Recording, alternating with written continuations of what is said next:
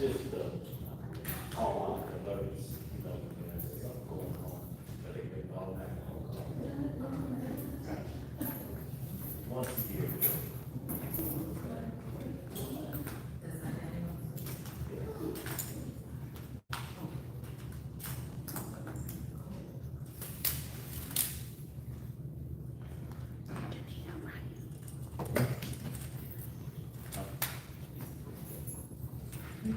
Agency solutions. Yeah, we need four inputs.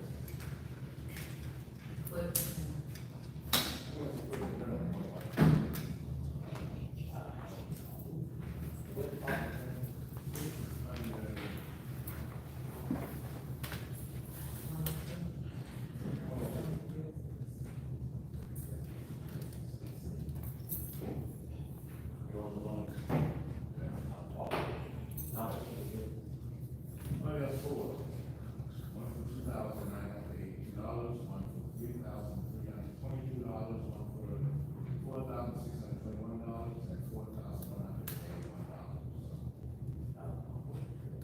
Okay. I got a follow-up. Okay. All right, and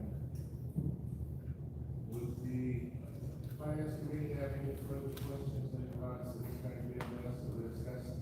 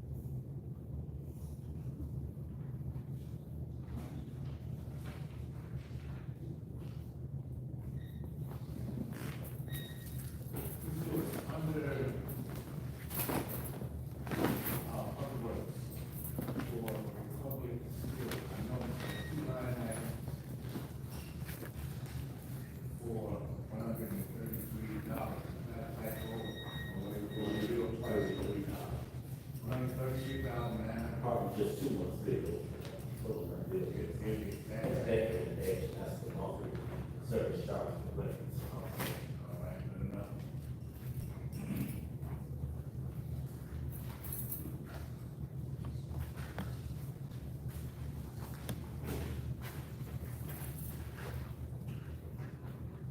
If there's no further questions, the chair committee, chairman, would suggest, ratifying bills for approval.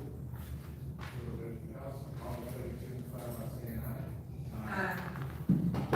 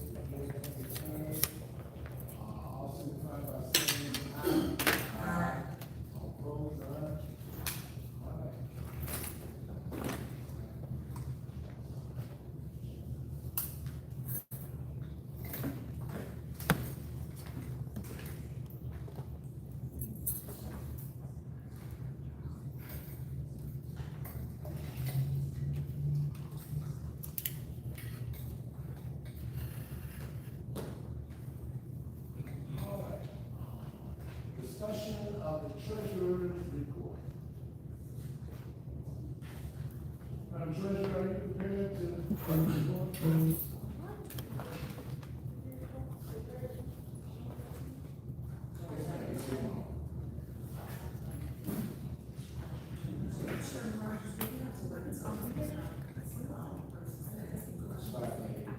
Do we have to wait for all the persons to vote in conference to address?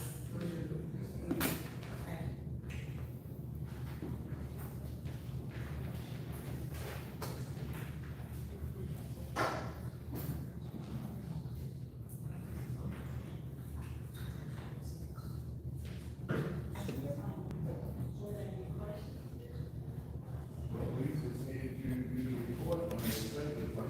We don't have any, we didn't see anything. You know, everybody tells. Could you all please speak into your microphones? We cannot hear anything back here. Thank you.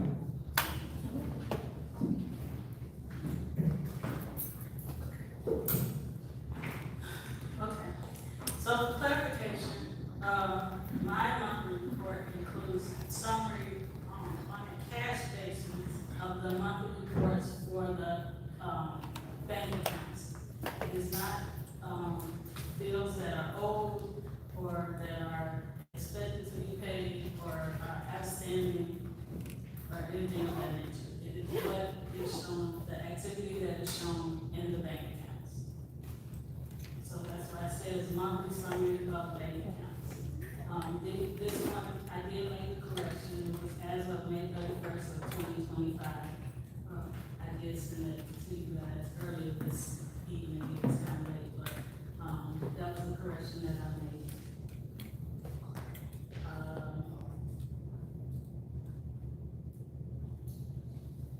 So you just wanted to summarize it, or? Well, first of all, the question is, there's been a lack of, a report for some time, and I was wondering, as the chair, have you had an opportunity to work along with the controller so you all could have the numbers coincide with one another?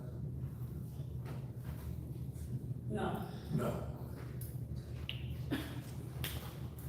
And just, I know, I am aware that a report was given by the comptroller last meeting, just so you're aware, a large majority of those discrepancies are again because I believe his report is on an accrual basis. So it's based on, information that he has on outstanding checks or invoices or things of that nature.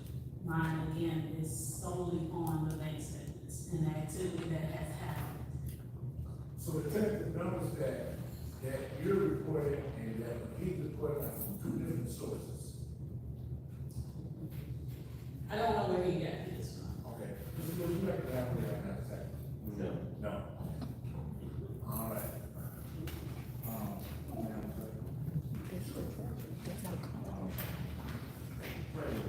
So, that was, if you put in with more thorough, that was. No, his report would, I'm sorry, let me finish. Sorry, y'all. Here you go. All right, so would you say his report, and I'm asking the question again so they can hear the question that I asked. Would you say that his report is a more thorough or more accurate account of the financials, with the city of Harvey, seeing that there's nowhere, you're just looking at the cash flow, but you don't have the other knowledge, for outstanding, maybe outstanding. No, his report is a different picture. It's a different picture, it's not the same. So I'm not saying that it's not accurate and it's not thorough, it's just a different picture. His is a more broad picture of everything that's going on as far as transactions that may be pending and again, it's on the accrual list. There's a difference between what we actually have versus what we may be told or what may be still outstanding. And again, I'm asking because the reason why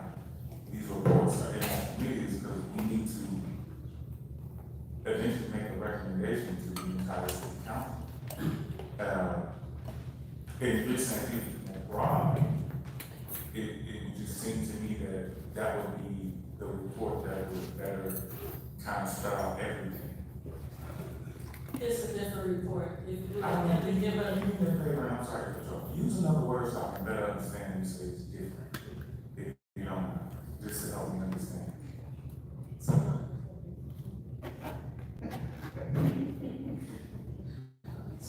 all right. So, in the accounting world, there's accrual and there's cash basis. So, on one hand, it gives a picture of everything that has been, let's say you charge me for the, plumbing, but I have not paid you for it. So we will put that on the books, that is something that we owe. But it's not money that has been spent out. It's money that's due out, but it's not money that has been actually spent. So that would be accrual.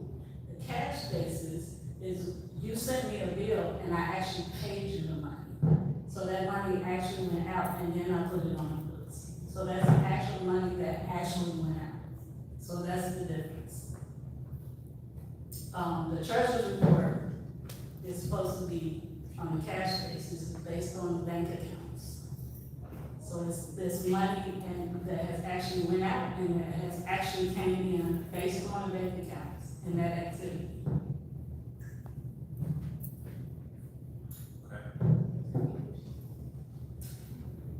If I may ask, treasurer.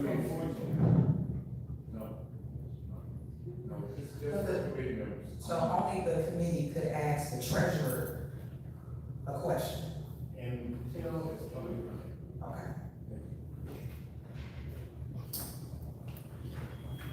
Any other questions for the treasurer?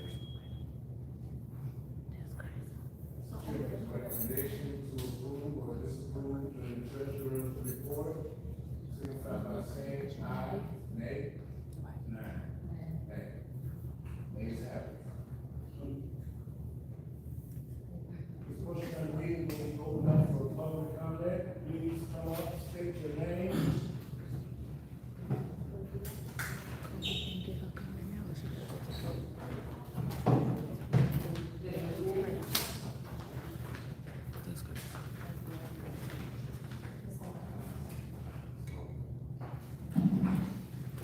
Good evening.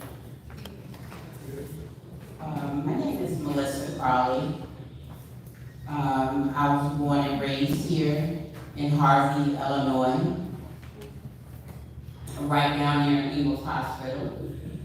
I left here when I was 18 years old. I came back about 8 years ago after living abroad and wanting to come back and be a part of the change of this community that I still believe is going to happen. And we're here as a community to talk about the financial condition of Harvey, but we cannot fix the numbers without first facing the truth. The truth is this: our city is drowning not just in debt, but in corruption and spiritual decay and leadership failure. And the root of that failure starts at the top with Mayor Christopher Clark and those aligned with him, and including, though he's not here, Jedediah Brown and others who uses God's name to cover ungodly actions. Mayor Clark begins most of his meetings with prayer, but don't mistake performance for piety.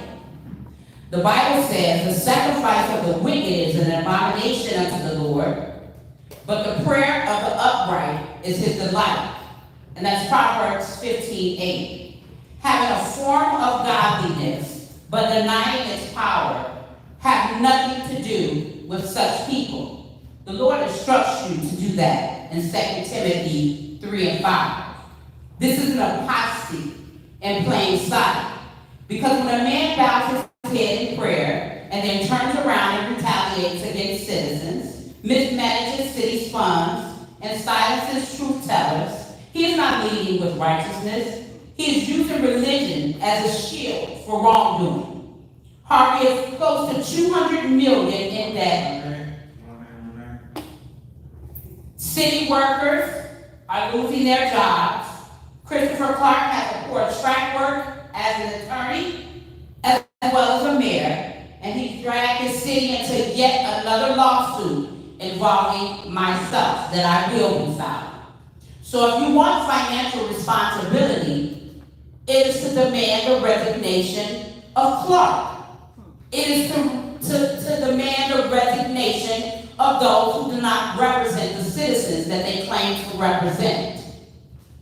That is my public comment. There's more to come, and I just appreciate the community, those of you who did come out, so that you can start to hear the truth, and I'll definitely be out here more. Again, my name is Melissa Crowley, a lifelong resident of Harvey, Illinois.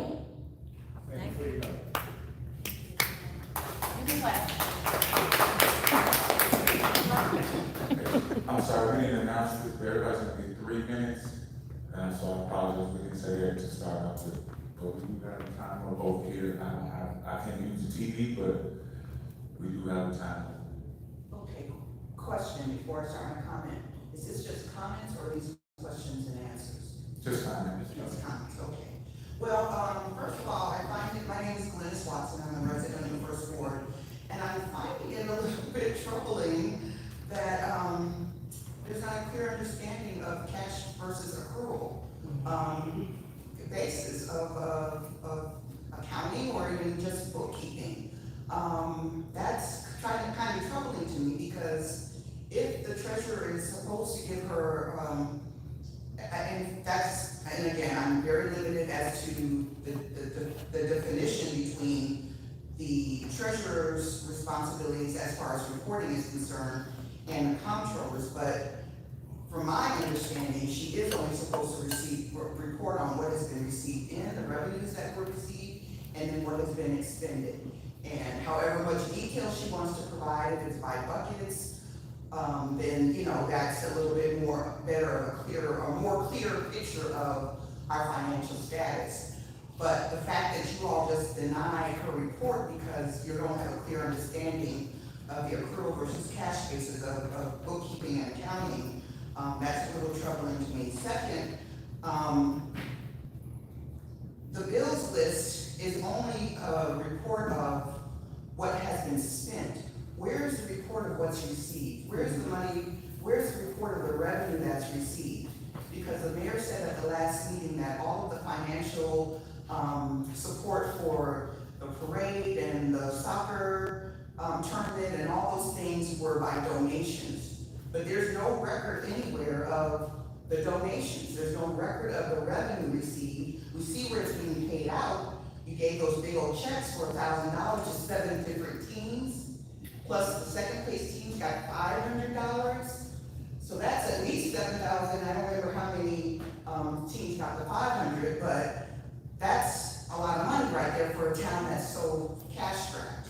So those are the things that I would like to understand. And then second, well, that was 1A, revenues was 1A. 2, contractors. Why do we spend so much money on outside people? Is it because we don't have the people in-house to do what we need to do? Or is it just more financially sound to pay outsiders because then we don't pay employees and comp and benefits and all that other, you know, added on. So maybe there is a financial rationale for having contractors as opposed to in-house people doing things. And then last, reimbursements. It doesn't seem like the reimbursements are done equitably, and I find that troubling as well, that some people are getting reimbursed and others are not. And I don't feel that that's a very professional way to handle things. If there are rules on the books, the rules are on the books. Thank you. Thank you for your time, man. Thank you.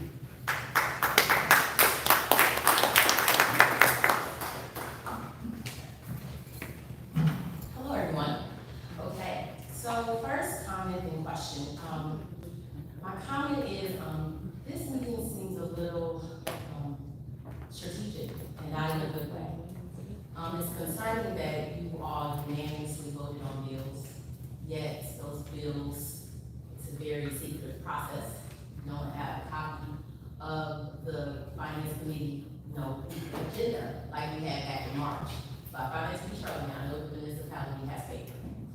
I also find it very troubling that you dismiss the treasurer's report, and it seems like there's not a clear understanding of the difference between cash and accrual. So the treasurer's report is just reporting on the bank accounts, and then the comptroller is reporting as far as invoices and billing is concerned. They need to be on one accord, but I also think that is strategic as well, that the treasurer and the comptroller are now working together under someone's orders, and I don't know who, but I'm sure you all do. Another question is, on the bills list, we paid $6,200 to Darden and Associates for lobbying.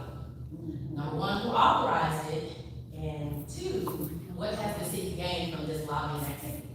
As a person that has worked in finance for several years, I understand lobbying in corporations and industries to speak up, but not quite sure how lobbying works for municipalities. And again, what have you gained from this lobbying activity that we're paying $6,000 for? Secondly, And he question did to the nothing. comptroller, back in the March meeting, you mentioned that we had just paid an invoice to Spirit for the 2022 audit, but yet I don't see it on the agenda if there's an update, if that audit has been complete. Again, residents, as a reminder, we are 3 or 4 years behind on financial reporting that needs to be submitted to the state of Illinois comptroller. So we just paid back in March for the 2022 audit.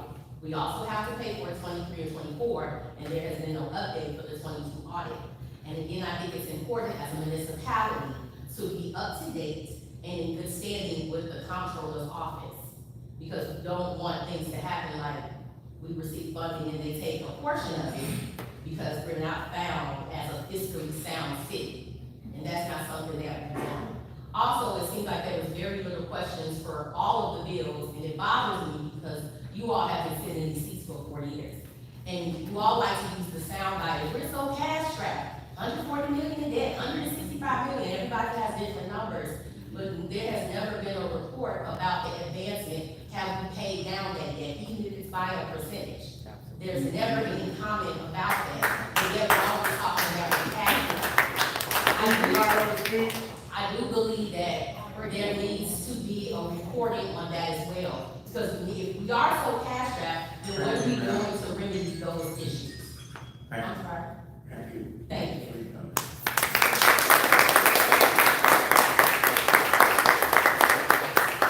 Ladies and gentlemen, my name is Diego Yala. I am a new resident, new homeowner of the city of Harvey, a community that I chose to become part of. This is my first meeting. I've already had some interactions with the city departments, but that's for another meeting. This meeting, this moment is for me to speak on the finances, I believe. And on the finances, I don't understand them, but as a veteran of the government, a veteran of not-for-profits that has reviewed the accounting, I think it's time we find some friends, ladies and gentlemen, that are willing to work with you, my own business, and let's sit down and go through those quarterly reports. Let's sit down and go through that treasury report. Let's go line by line and talk to each other as city, community members in confidence. And we could sign non-disclosure agreements so that we're not getting and yapping out there in the streets about it. Because we need to be one community and get through this. Yes, that's right. Ask for help. I think you have a lot of problems here in the city. We just have to be open to receiving that assistance.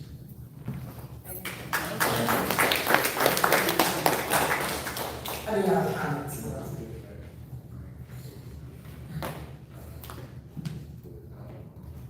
Should I go here for a comment? Yeah.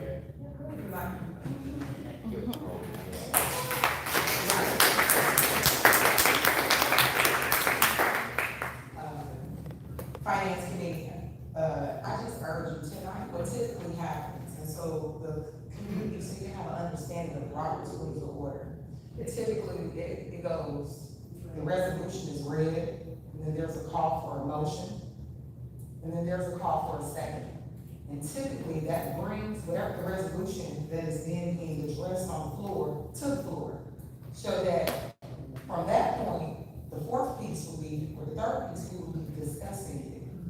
And so before we move tonight, Finance Committee, Chairperson Rogers, Member Randall, Member Smith, I urge you to take a moment and let's refer this back to the Finance Committee so we can do what our first floor resident just addressed. We can go line for line. We are hurting. We just saw that we lost 10% of our workforce. Right? And it's been reported 15 auxiliary officers, 13 service men and women. And I'm not asserting to the rest of the numbers, but we are already on a bending knee as it relates to services. And so tonight, when I looked over the bills list, for the past 3 months, we've paid B&F Construction Services $180,000. It's costing us $60,000 from the months of June 1 through 30, July 1 through 31, and part of in May. And tonight, that's up for a vote, along with $86,000 underneath the mayoral's expenses for marketing strategy. Yet, I've been in office since May 3rd, or, I'm sorry, April. It was in 2023. And I've yet to be reimbursed $1. And today, we've done 49 events across the second ward in the city of Harvey as a servant to leadership. And so I just urge you, let's put the community first. These community meetings are centered around the ideation of residents being able to voice their concerns. I sent you all both an email just requesting, Ms. Donahue has brought it up several times. Could we have a meeting before the actual council meeting at 7 p.m. so that we can take a deeper dive into what exactly is going on and how we're planning things out. We spent $24,000 on moonwalk, junkie houses, yet we make the residents purchase their food in a food desert. We have to think about what we're doing because we are living in bad times and the big bad bill will be affecting us. Even tonight, councilman, I urge you to think about even referring the noise ordinance at $500 per occurrence. Back to the finance committee. We need a tier system approach to economic development. Thank you.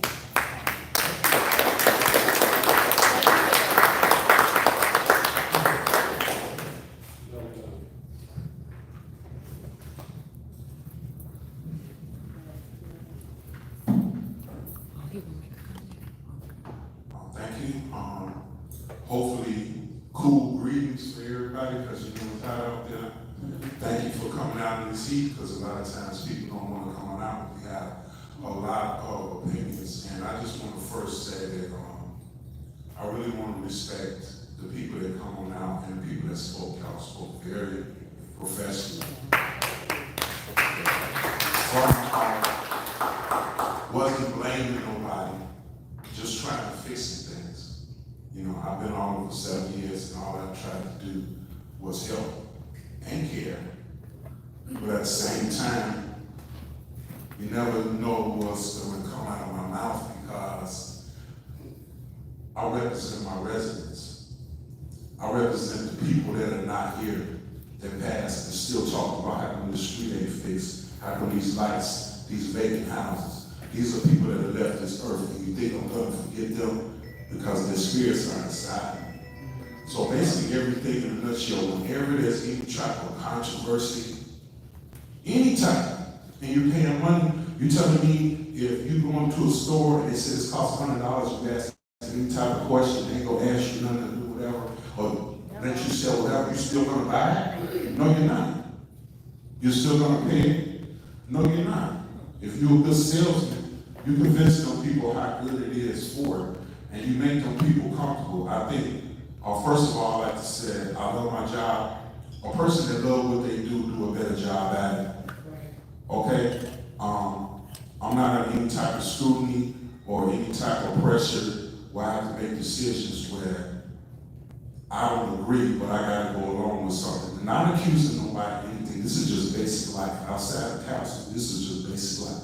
I speak from my heart, so it's gonna tell what will come out of my mouth. I'm deeply concerned when questions are not answered, and I can't even get information to my residents. We just laid off workers from the street department when we need to be hiring. We just got hired police officers, and we're letting them on out. What's the state of mind of how we're gonna get through this? This should have been a special meeting. I'm not gonna tell the mayor how to do his job. Just as an alternate, I just ask for respect that I can just explain it to my residents. Why put me on the spot? Then if I get to talking, I'm saying something wrong, or if I listen to what the people on the streets, they start getting their own opinion. That's when unnecessary rumors get started.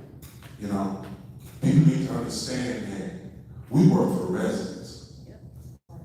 Period. We got our votes in. I'm not gonna take your vote and then change my mind. I'm gonna do this, I'm gonna do this. Or I'm gonna take your money and tell you how to spend your money. Now you talking.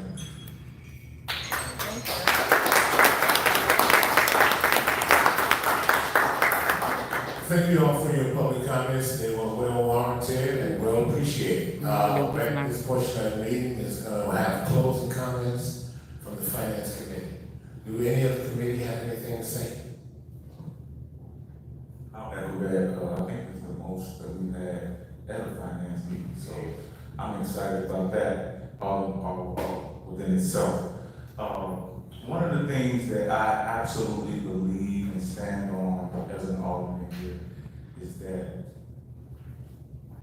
every single resident, not just those in the field, deserves the right to know why you say yes and no. Okay? Because it seems as if this narrative is being pushed. That's just not true. I think we have a fantastic treasurer.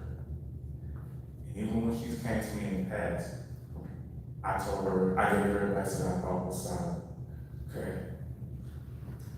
Tonight, let's not take this personal. This is a business meeting. And the only reason why I can't tell you nobody else, this ain't no scheme, we didn't go out to dinner and make all this up and say this is what we're gonna do. No, we didn't do that. When I asked those questions to her, number one, I did it for two reasons. To give more information to the public. I know the difference between cash and security. I know that. But that doesn't mean everybody in the room does. Now, why did I vote against the treasurer's report? Because Mr. Williams has a more, she said it's a more comprehensive report. Why wouldn't you want to put into the record more information? We got everybody coming up and talking about the finances and where the money going, and his report was more detailed. They two different reports done, Donna. And that's no disrespect to her. He done. It's not. She doing I appreciate cash. everything She you doing did. bank account. But that's why it was a discrepancy. This And is it may so not be the fault. She said she don't have access to her account. She doesn't know what's outstanding. This kind of. So, to me, that was the better way. Had nothing to do. Just a moment. Don't do that, please. So, anyway, I'll close with that. I hope everybody stays for the next They gonna lie meeting. in your face. And if you have any questions, as always, my number is 708-990-8012. You can also go on the city website, you'll see my email. Or if you see me just walking out the door, come on and ask me a question. You don't have no need to assume anything. You can ask me. He don't understand cash in the crib. That nigga just lied. I can't take this. I know I can beat this horse, so I can't beat it no more. And that is the businesses have not been paying us our money in over a decade. Nobody gets up there and talk about things. Nobody gets up there and talk about, they don't know where's the money coming in. Well, you No, accepted the stop part it from for the Ryan, comptroller, stop dummy. it, we hold, stop it on the old strip malls and everything, where's our money? Painting that narrative on which you want that, but painting the narrative that we're stealing. It's disrespectful, I'm not a thief. At all. Painting that narrative. I don't have her. She crazy. Plain simple. She And I am for the people. I am for the people, and my residents can tell you, Some things I don't have to go get and took my horn, what I do, there's Just some Chris, things I don't even pass. now you saying anything. But I don't took my horn, cause I don't have to, cause it's for God, to touch it on you. And you know, my Stop horn is mentioning not God, people, that's cause he all. ain't said nothing that bull you said. These businesses have not paid us in over a decade. We have been trying to fight, drowning in legal expenses, trying to get these people to give us our money. And guess what, we can give that, and guess what, I guess they're trying to have more money.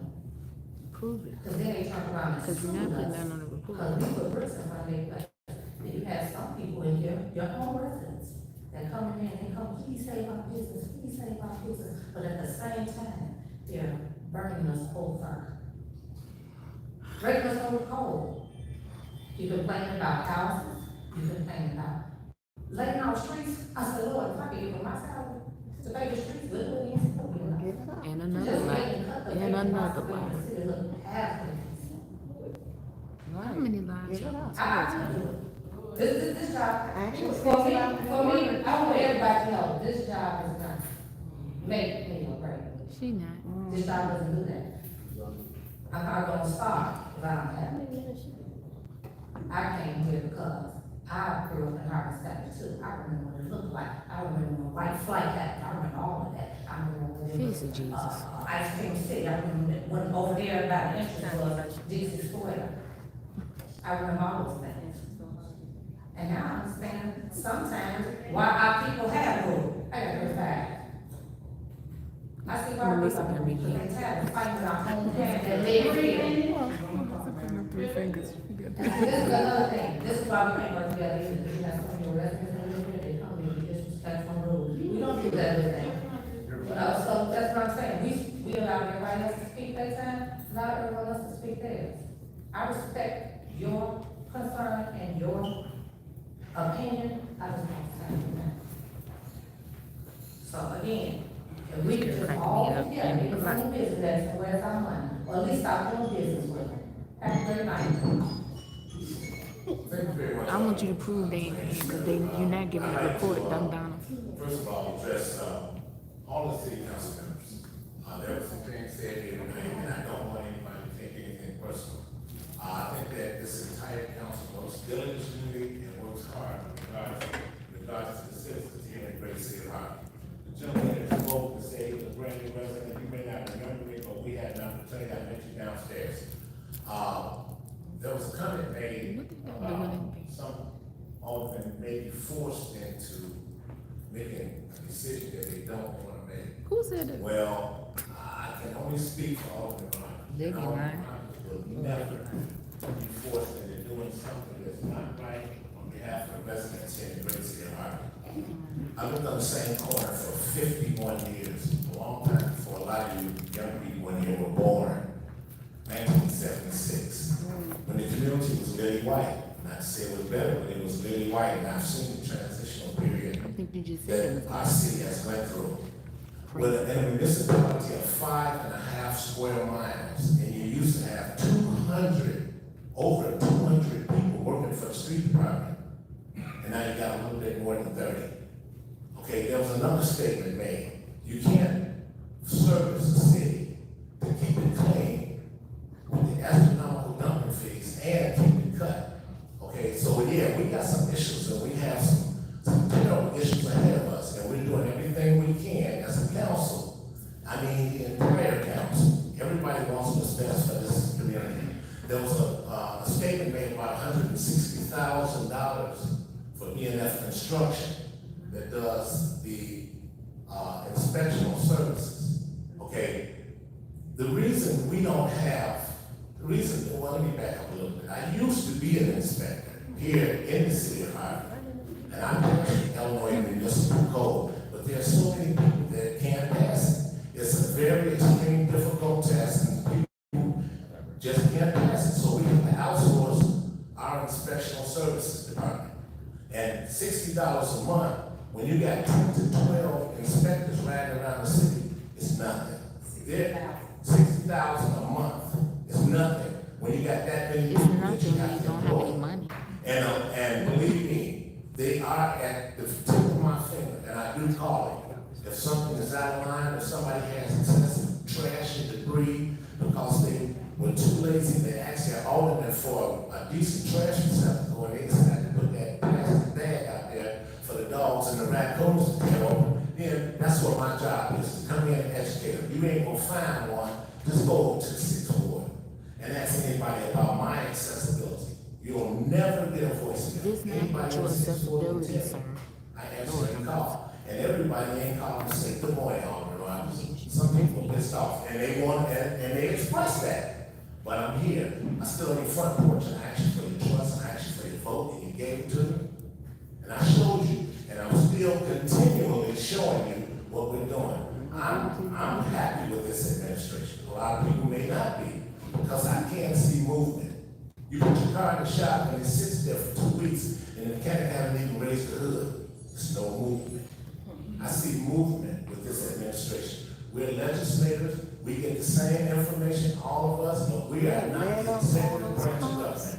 I can't tell the police department, the water department, the street sanitation department, the fire department, I can't give them any directives because that comes from their. But I do work along with them, and I know the proper channels and networking and how to do that and what to do in order to get the service done. Yes, ladies and gentlemen, we're suffering. We are suffering. And somebody made something about they didn't get a report. When we took office in 2019, we were $164 million in hole. It's what we inherited. And if you look at Channel 2 News a few days ago, it said that we were 149 million. Do the math. It's been taken down. How they know the This numbers? administration is You're not even giving them to us. okay. All we're asking is that we work together collectively as a community. Thank you all so much, and thank you all for coming. I hope everybody stays for the regular meeting. Okay? Mr. Lewis, you have something? Well, now he gonna talk. He ain't Make gonna a talk to them. comment. I agree.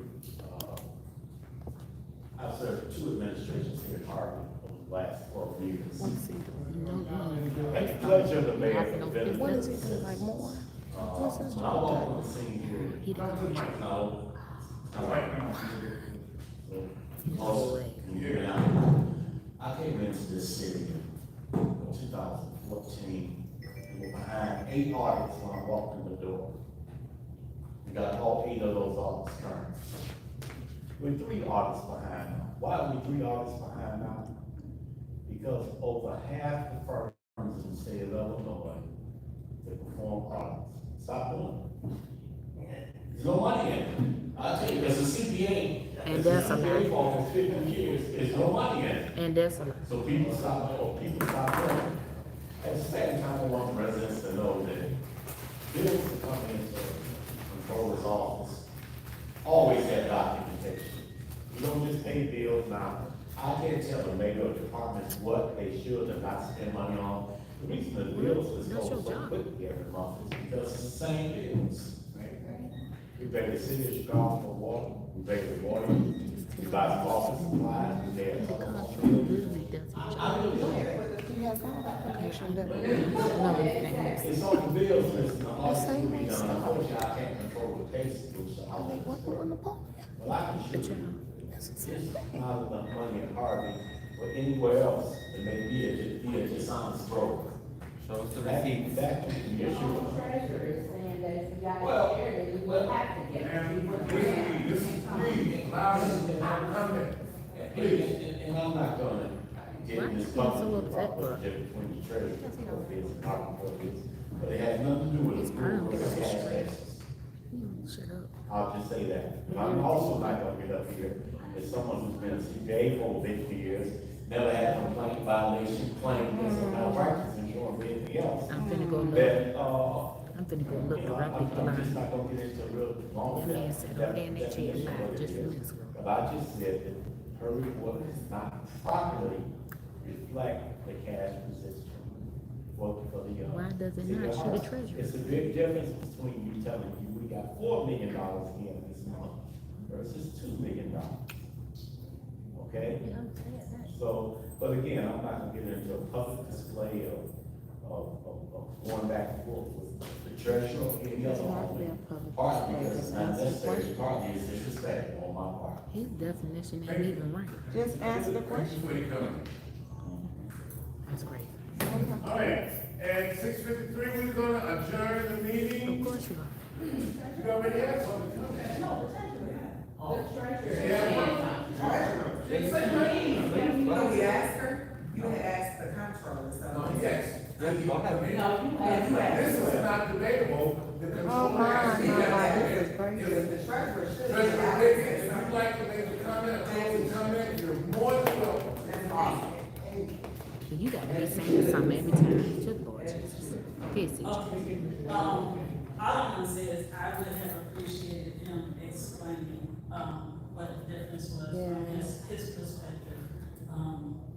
Just for everybody's clarification, not to upstand me or anything like that, just to give clarity on why there is a difference. That's my concern, and that is my concern, and has been my concern. I will keep trying to report what I have and the information that I have, and that's all I can do. That's all.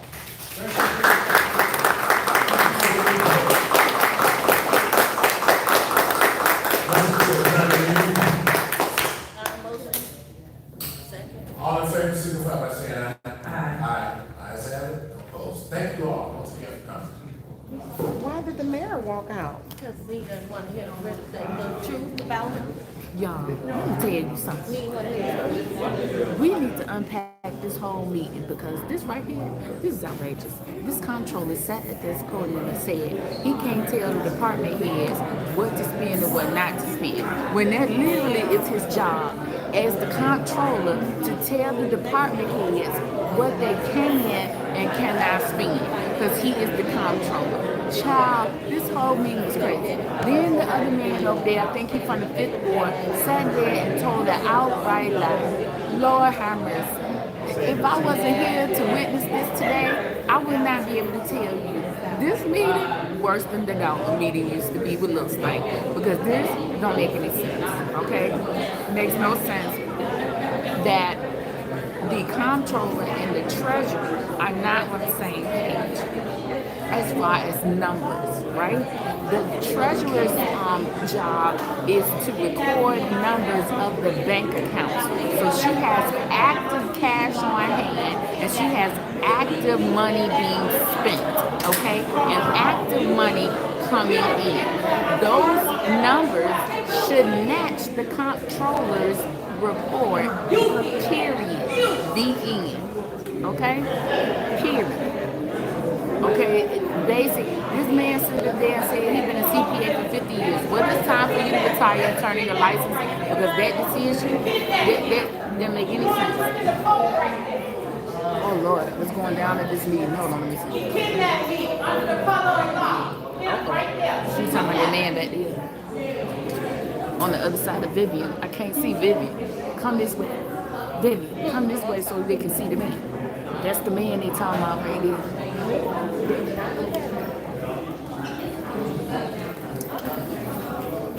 Then the mayor got up in the middle of this meeting and left because the lies started and he didn't want to be present in the room to say he was present in the room when all these lies started. Child. Hey Justin, how you doing? Thank you for tuning in. Thank you everybody for tuning in. Thank you everybody. Hit the like button if you can. Subscribe, share. Thank you. Child, to unpack this meeting, insane. I don't understand this right here, this meeting right here was crazy. The lies that was just blatantly told was crazy. I didn't get that. I didn't understand. I did not understand. But we'll go over it maybe tomorrow night to tell y'all. Okay? Alright. You know, I bring my plugs. Yeah, I got plug up that ear when I got it.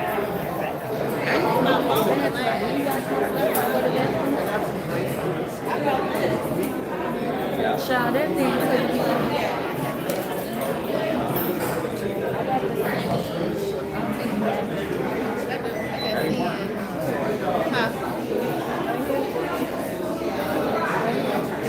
Yeah,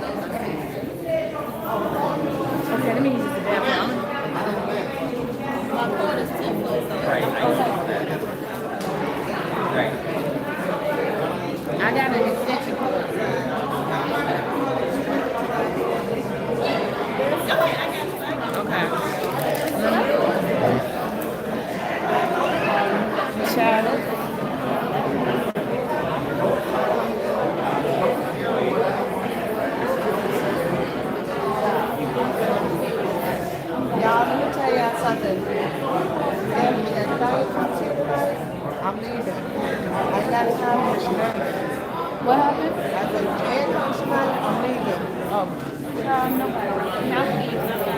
I'm not good. I have to smoke and sit around. I will put these props in sport mode and I will go. I ain't got time for that kid. I ain't got time.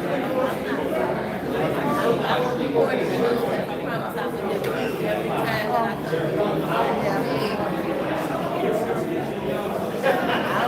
Are you with Chad's team? Oh, okay. She's with the Harvey News. Oh, okay. Yeah. Was that She works with like the Harvey, okay.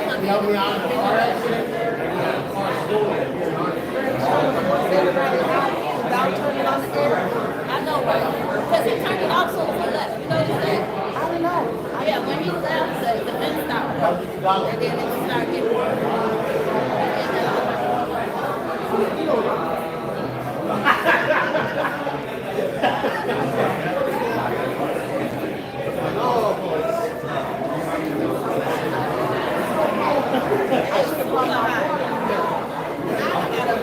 I did the line that part. You got it. My next one,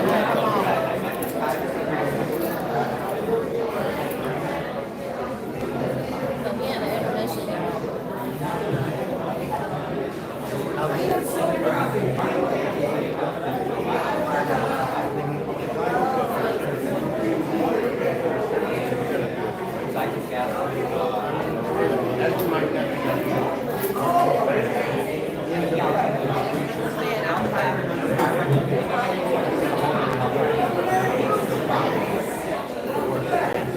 It is super hot. Now I know why. My nephew on the staff.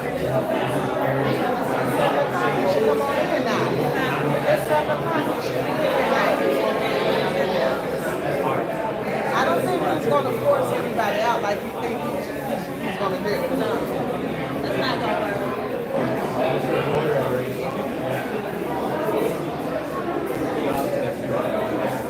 We can stand it here.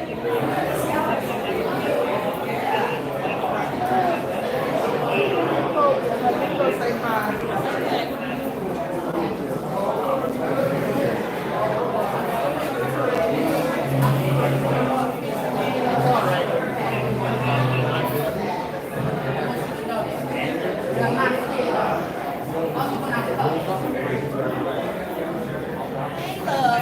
Hey, beautiful. How you doing? Good. Yeah, come get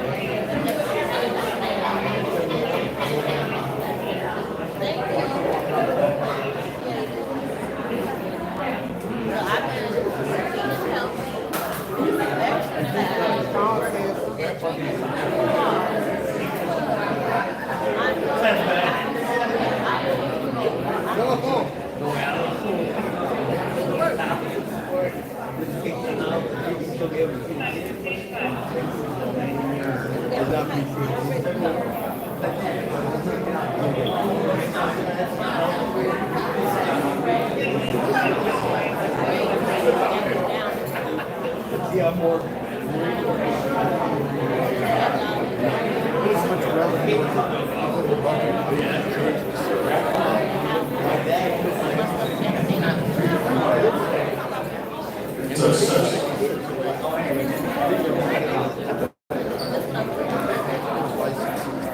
Excuse me, everyone, start, have your attention, please. Thank you. The public has the right to be present in public meetings, except in executive session that is defined by the Illinois Open Meetings Act. Each Harvey public meeting affords members of the public to submit written statements or make brief public comments during the public comment part of the meeting. However, persons in attendance are not allowed to act in a reasonable manner that alarms or disturbs another or provokes a breach of the peace. This could include making loud or unusual noise, clapping, speaking out, or interrupting during the city council meeting. One may not impede the performance of official duties. If any person acts in a disorderly manner in a public meeting and persists after being warned, the mayor as the chairman can order that person to withdraw or be removed from the meeting. If the person refuses, they can be removed and fined. Disorderly conduct is a part of the public meeting that involves disorderly conduct at a public meeting in Illinois involves any unreasonable behavior that disturbs others or disrupts the meeting and is subject to removal and penalties if it persists after a warning. This also includes city employees and council members. Harvey police officers are present at public city council meetings to assist the chairman in preserving order. If any person is ordered to withdraw or leave the meeting by the mayor and refuses, that person can be cited and criminally charged with disorderly conduct. The Harvey police can escort the person out of the building. If the person refuses to leave and physically resists the Harvey police, that person can also be charged with resisting arrest. Under Illinois law, resisting arrest is defined as knowingly resisting or obstructing performance by one known to the person to be a peace officer, firefighter, or correctional institution employee of any authorized act within his or her official capacity. This section requires that the act of resistance must involve some physical act that imposes any obstacle that may impede, hinder, interrupt, prevent, or delay the performance of the officer's duties. Examples include struggling, wrestling, going limp, or physically aiding a third party to avoid arrest. Illinois law explicitly states that a person is not authorized to use force to resist an arrest by a known peace officer, even if that arrest is believed to be or is in fact unlawful. Resistance of even unlawful arrest by a known officer is a violation of the statute. Thank you.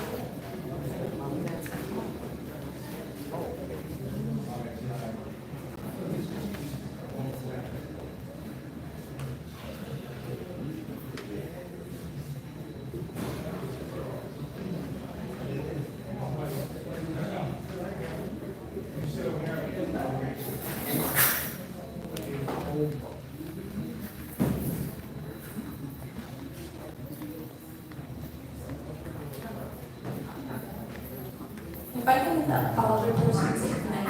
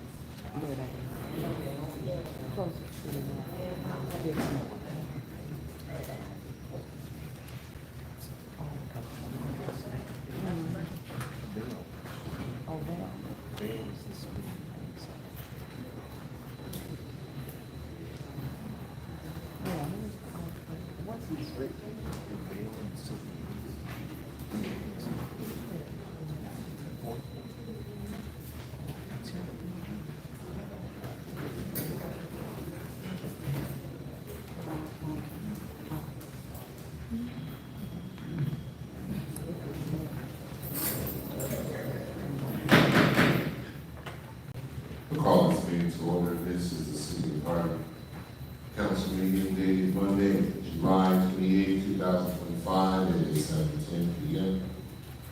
And all the persons present, please mark yourself as such.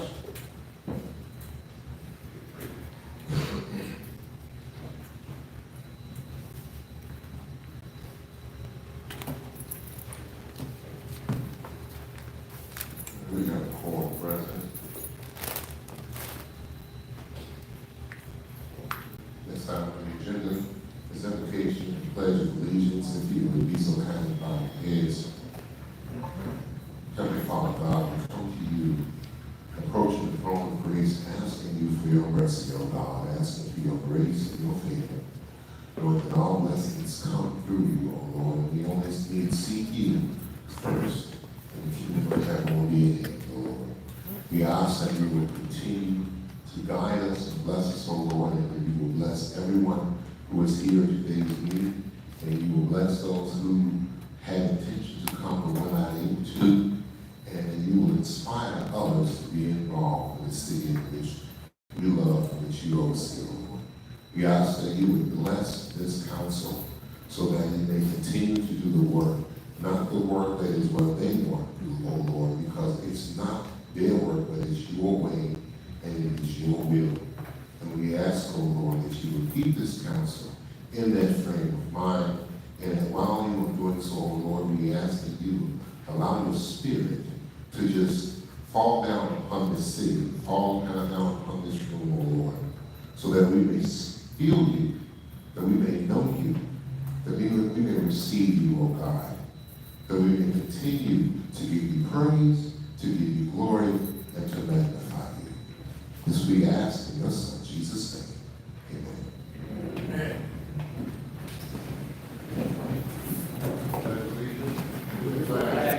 United States of America, to the republic for which it stands, one nation, under God, indivisible, with liberty and justice for all.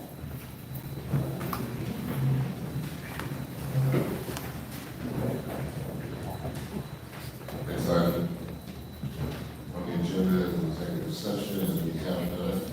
We move forward from number 4 and 5, and move directly to number 6 on the agenda, which is the approval of minutes 6A, dated June 23rd, 2025. Chair will entertain a motion. I have a motion from, a motion from the 6th and the second on the 3rd. Any debate? Hearing none, we can cast your votes.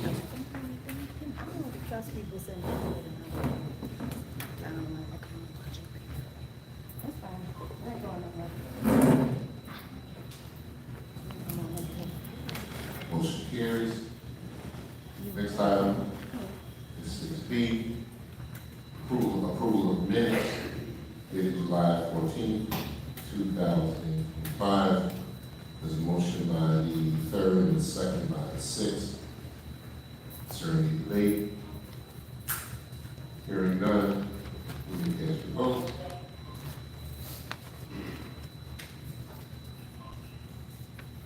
Motion carries.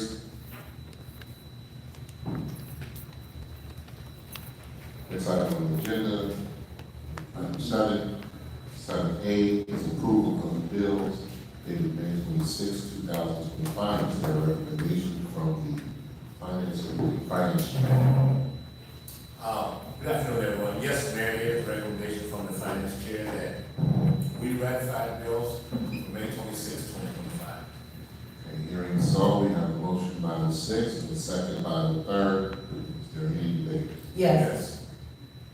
Okay, the chair recognizes the, second ward. There were several questions that Alderperson Rogers, Chairman Rogers could not answer in fidelity regarding the bills list.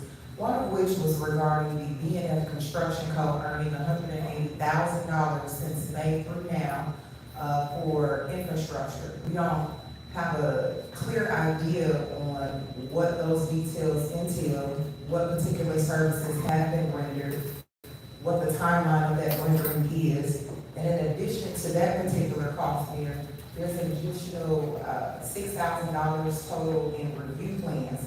And so without having any further insight, I asked the chair as well as the members, could we refer this back to the finance committee, all bills lists, for further review, as the residents stated that they need additional oversight, transparency, and fidelity regarding the bills list. Well, actually, We got one more. Let me get this. Let me get in there, I wanna make sure we got the questions covered, the debate covered.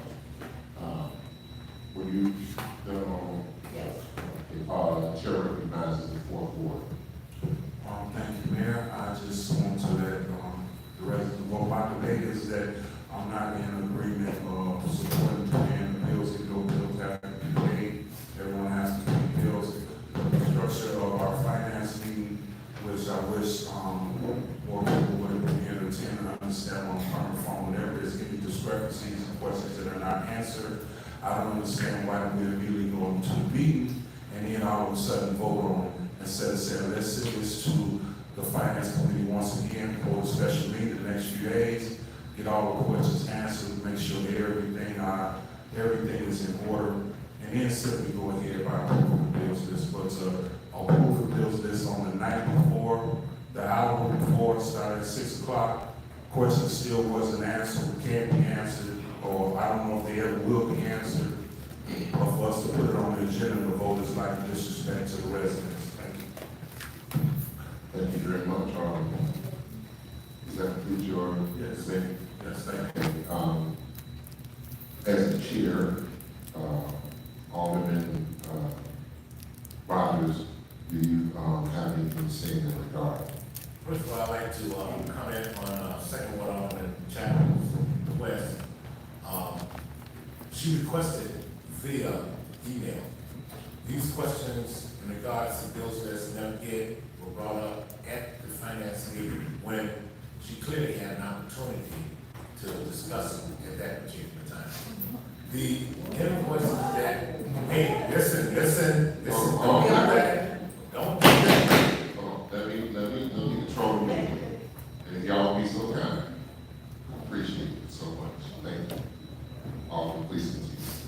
And in addition, the bills that we receive, these are bills that have already been paid. We don't have any of the information that was requested at hand, okay? And if she had asked me personally, instead of into an email before the meeting or after the meeting, I would have been more than happy to let her know that she would have to refer her questions. I believe there were 12. And these questions would have to be referred to the mayor's office, because they're the ones that can do that.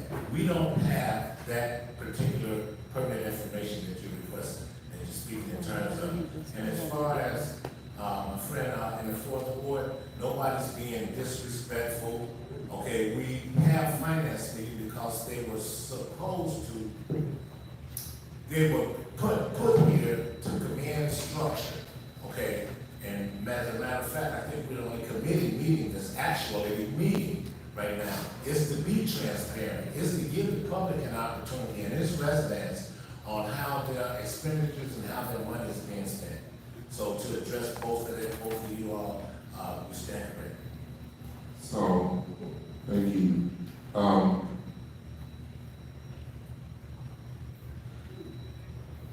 First answer the question regarding B&F Construction. B&F Construction is a vendor of the city. They actually are the ones who do the inspections for the city, both residential and commercial. And so I'm not sure exactly how many or who voted on it, but this board, this council did approve a contract with B&M Construction. And so that's why they're getting paid for the work that they do. And so many of the, not all of the inspectors that you see, they come from B&M Construction because they are in Durham City. So that's one. Two, just for clarity's sake, so the finance committee had its meeting. The finance committee voted to move this particular item to the full council for a vote. So, the finance committee did its job. And now it's time for us to do ours. And that is to take the vote. If there is no additional debate from any other members who have not already made a comment on debate. Hearing none, you may cast your votes.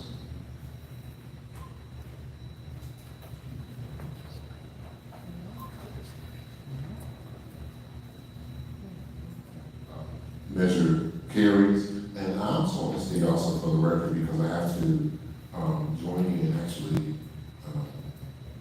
with Alderwoman Chapman, because she did send the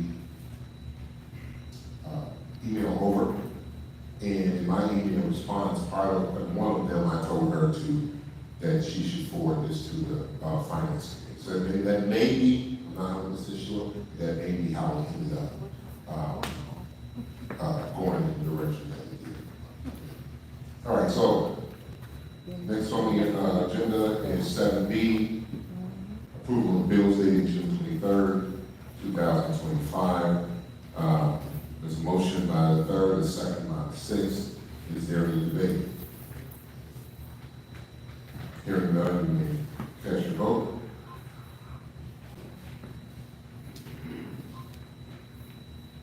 Motion carries. Next item, 7C, that is approval of bills dated July 28, 2025. We have a motion from the third, a second from the sixth. Is there any debate? The chair recognizes the second ward. This question was also posed to you, Alderman Rogers, as well as the committee members. It was regarding two particular line items, and one was a $19,000 payment that, as you mentioned, has already been paid out, correct? Because these are bills that have already been paid out that we're voting on, correct? Knowing that I'm certain that at some point we had to know that 10% of our staff would be laid off. And in planning, or in a contingency plan of planning for that particular issue, I wouldn't think that we'd be spending $19,000. I think it's great. We need all God's gospel here in the city of Harvey. However, we have to figure out the best way or practice for measurable spending. And these were one of the questions. How did we arrive to hosting a gospel concert? I haven't seen a public advertisement for it. Perhaps it's on the way. But that's one question that I did ask you. Another one was that we spent $24,000 on one vendor, which was the moonwalks. And while I think that that's great, we need festivity to continue to create camaraderie, we sold food, and we don't have a grocery store here. So I'm just thinking that $24,000 could have been allocated to feed families. Most are about 5 in each household across Harvey. And so we need some understanding of just a basic practice. How did someone come to you, Finance Chair Rogers, to confirm that this was okay before we decided to move forward? Since you did mention that all of these bills have been paid. Excuse me. So this isn't a question and answer session as far as that's concerned. This is debate. Just want to make that clear. However, I did hear you say something about, you said moonwalk, is that what you said? Yeah. Was this in relation to? The 4th of July. Okay. And then you said something, I said, since we spent $24,000 on moonwalk, did we offer free food to the residents? and then you said 19,000 on The gospel concert. Okay, because I want to make sure I get those. First of all, I believe that our citizens deserve to have some of the benefits that many of the other citizens in other communities have. When we do things such as this, once again, it's having a good, powerful team. I think I brought it up at the last meeting that this is through donations. And what happens is they donate and they give the money to the city, and then we have to use that money for the purposes in which it is donated. But that's donated funds. So, as you have, now that everybody, we won't be out of God a little bit, that's donated funds. And more of it will be donated as we move forward in the future. And it's donated by a lot of businesses. I think I mentioned in our last meeting that it was the Mayor's Cup soccer event was received sponsors. And I mentioned, I think specifically, that Canes, what's the name of it? Raising Canes? Oh, okay. But they donated money, and they're not even in Harvey. So we're blessed enough to be able to, I guess, pull on the heartstrings of the people who support the city and support the residents, so we can have these types of events. This isn't frivolous spending. This is people giving us their treasures to do what it is that they want us to do. And that's one of the things that I'm proud about this administration, is that when somebody gives us some money to do A, B, and C, A, B, and C do. So that's where that comes from. If I could just add some, make a recommendation here that when we do get the bills list, can we just see those profits coming in, or that revenue, or that particular bucket for those grants that have been allocated back to the city? Because it's an easier and more fluid conversation with residents. When they ask for the packet, I send it to them once it's finalized. And these are their questions that they're asking me, so I just want to be able to answer with full fidelity so they know that we're managing the monies correctly. Okay. I'll discuss that with my team. Find out if there's something that we can do to help facilitate that. The chair recognizes the first ward. Thank you, Mr. Mayor. My form of debate is that when companies or businesses or whoever donates to the funds, the check has to be written up from the city for insurance purposes and liability. So therefore, when we see this, and like the second word Alderman said, so we know that we can confidently trust the city. You know, I trust the city.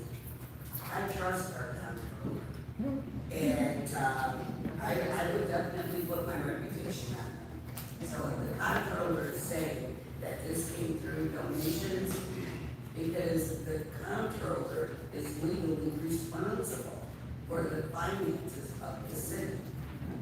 If my understanding is correct, Mr. Mayor, as I was informed by Lisa Madigan's office in the previous administration.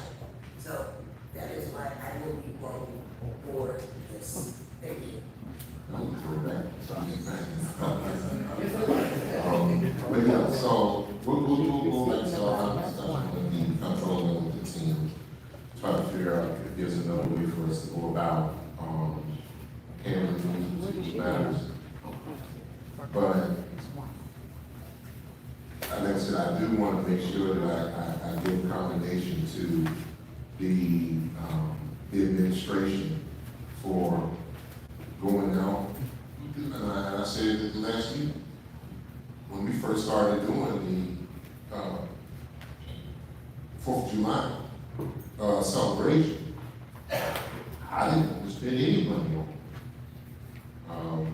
Because the simple fact is, we didn't have it. But they decided that they were going to show me And then they were gonna go out and they were going to, basically ask for contributions to be able to get the money that was necessary. And we had a great 4th of July. Yes, we did. And the gospel show will be just as great, all right, all right. It'll be just as great. So, we do have the motion in a second. So, there is no other debate. You can cast your vote.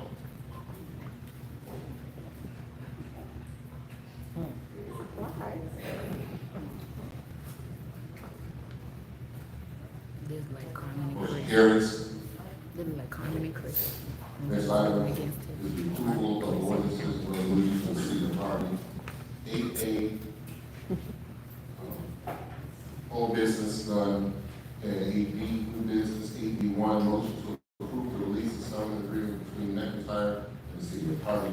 This motion authorizes the agreed upon settlement and release claim number 22G93M0888083 for the McIntyre versus City of Harvey lawsuit in case number 2023 L066064.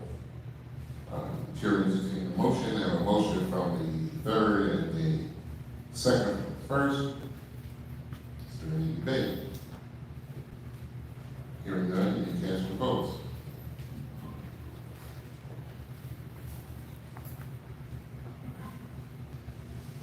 Motion carries. Next item is B82. It's a motion to approve agreed judgment order for case number 2022 CH 02316, City of Harvey versus its loyal services. This motion authorizes the agreed judgment order to pay the City of Harvey the sum of $25,000 via payments of $500 monthly and to pay in full for violations of city codes at 43 and 47 West 149th to 159th Street, Harvey, Illinois. I have a motion from the first and the second by the sixth. Is there any debate? Hearing none, you can cast your votes.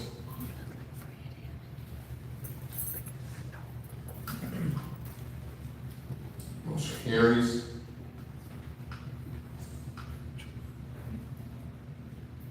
Next item, 8B3, ordinance amending chapter 953 of the municipal code entitled noise control. The ordinance amends the hours for prohibited noise and penalty amount for violations. There's a motion by the third and second by the first. Is there any debate? Yes. Chair recognizes the second ward. Our annual income here for most families is about $23,000. And so in looking, we previously had a tier scale, first offense, second offense, third offense. And when I went to look at Chicago's costs for, or even Dixmoor, or even Phoenix, the fines were way less than at a one-time fee of $500. And I'm asking the council, because we are in socioeconomic oppression, if you will, to think about having a tiered system or approach financially to the cost. I think that a one-time cost at $500 is extremely high for our community and for our annual earnings here in our community. So my belief is that this needs some further review from the finance committee. I'll have to make sure. That's it. Chair recognizes the first ward. Thank you. speak. Oh, I'm sorry. Thank you. I echo the sentiments of our second ward alderwoman with the fact of the economic situation in the city. However, the offenders here are not first repeaters. They're second and third. I think everybody knows, being a good neighbor, we have to be sensitive to the noise level. And yet, there are repeated offenders constantly going. And our police officers are responding, and this $500 one-time fee, and then it can go up, I think will do the residents, and especially our senior citizens and the people that are dealing with medical conditions, when we're constantly playing the loud music. Now, I am a firm believer it does not happen across the city, but I do know it happens in the first ward. I mean, so I wish that we would support this and implement this procedure. Yes, for the economic, but maybe people will become good neighbors after that. Thank you. Chair recognizes 6-4. I'd like to echo sentiments of my colleagues, first ward, second ward alderman.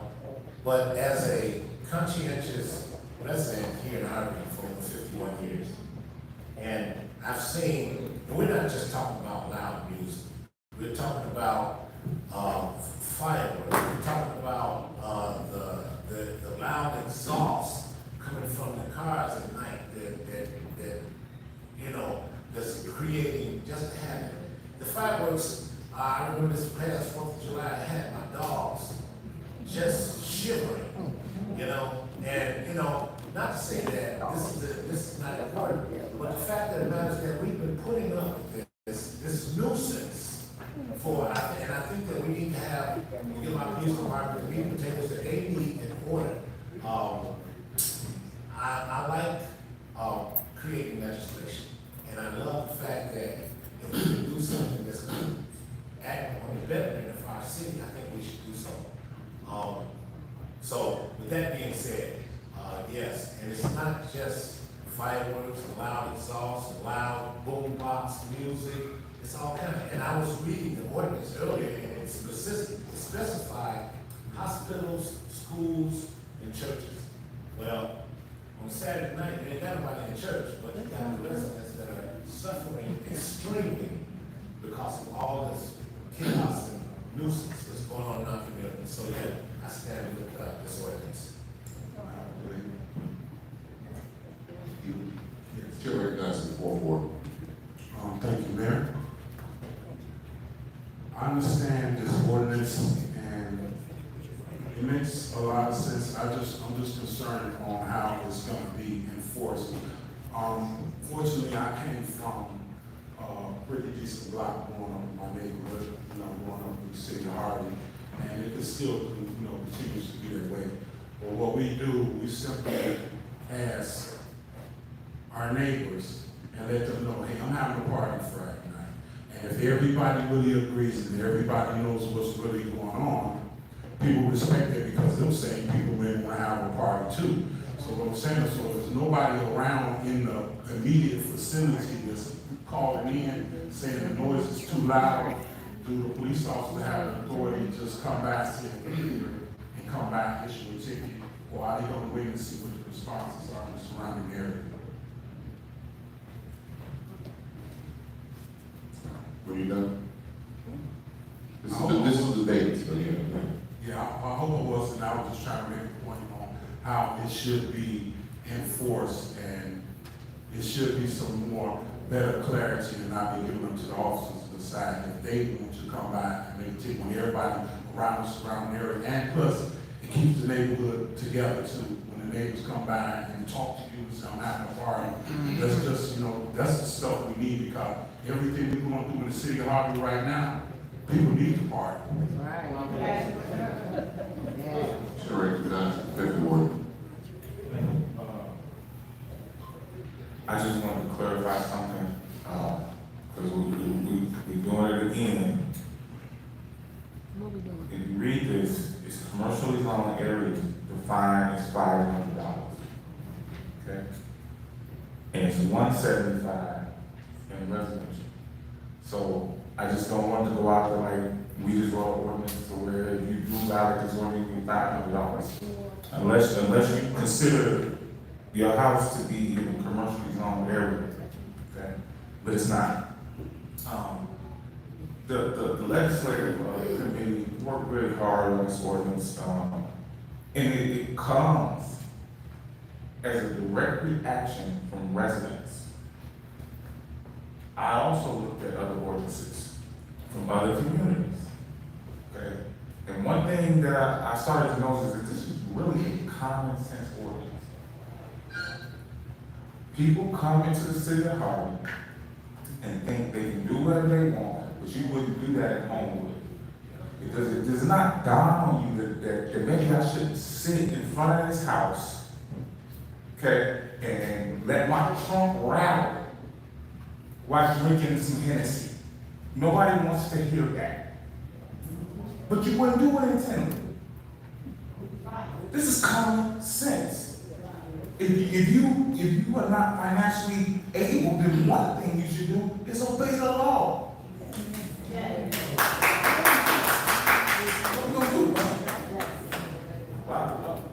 We gonna get rid of all the stop signs because people can't afford the fee? No, stop. Yes, right.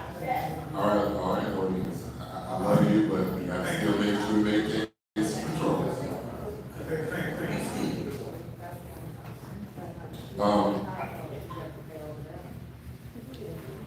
Simon? Point of order, man. You know what? Go ahead. Thank you, man. I just want to make it clearly on what, as an alderman and resident, or lifelong resident, or what I'm simply saying. We understand the noise and the situation we've all experienced. My question was, how are the police going to enforce it? Are they going to enforce it in the right type of way? What procedures do they have? And so you asked a question that was outside the scope of the debate, and it's outside the scope of the ordinance. Yeah.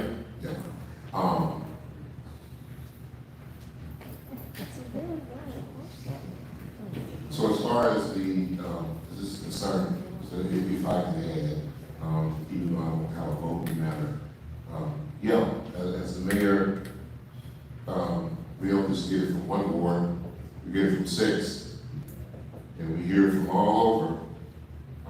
And this is another one of those situations, just like the finance committee. The legislative committee put in a lot of work, they made their recommendation, that's how it got to the agenda. And so they made their recommendation, and then they also worked with the mayor's office to make sure as well that all concerns were addressed. So once they do that, it comes here and it's up for a vote. But when we got into office in 2019, one of the first things we did was we eliminated or abated all interest, all fees, all penalties for the new water bills. That was one of the first actions that we took.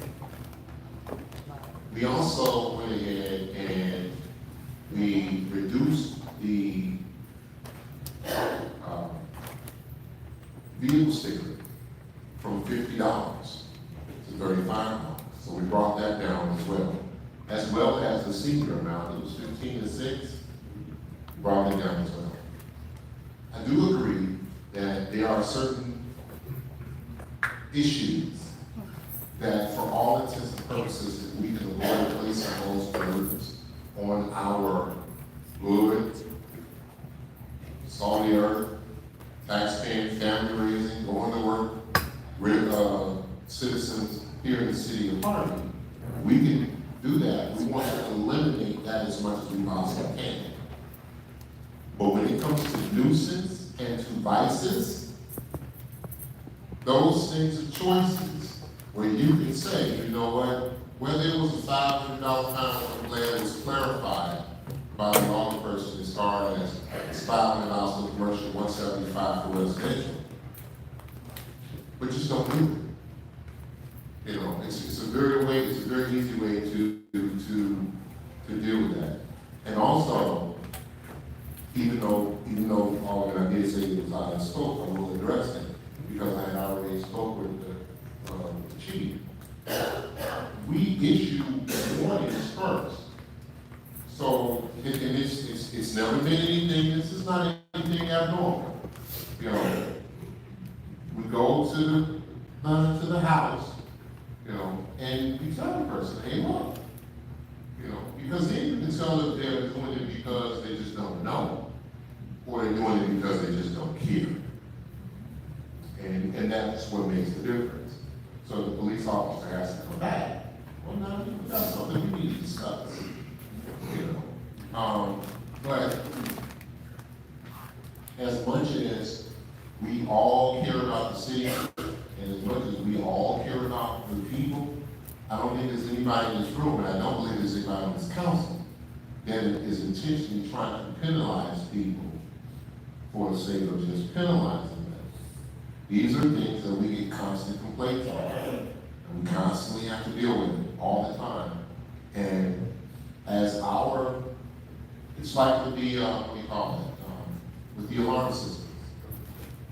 Just fix the alarm. Don't make a police officer have to come back and forth to your alarm call every day because you didn't want to fix the alarm magnet on your window when they've already been out there 1, 2, 3 times. Just fix the alarm. You know, and if anything, that is your civic responsibility as a member of this community to take those things into consideration as well. So I would support it if I had a vote, but you did have a motion by the third and second by the first. So you may now cast your votes.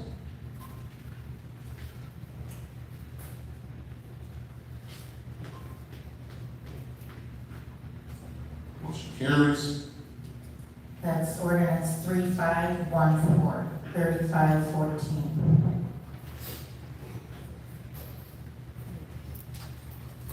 Thank you. Next item on the agenda is public comment. Public comment is encouraged and appreciated. This is the only opportunity for public to address the city council on agenda items and any other city-related business. In order to accomplish all business on the agenda and be respectful of everyone's time, council members will not engage in dialogue with individual members of the ordinance, and no immediate action will be taken on any public comment issue. When your name is called, speak to the podium, state your name, please limit your comments to 3 minutes. No speaker may donate his or her time to another speaker. Comments shall be courteous and respectful at all times. No person may use public comment for the purpose of campaigning or advertisement. This is not a question and answer time. The council cannot engage in conversation with the public.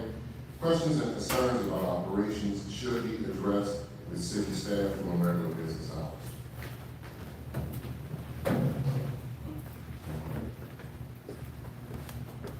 First, for public comment is Melissa Crawley, followed by Chappelle Hooks.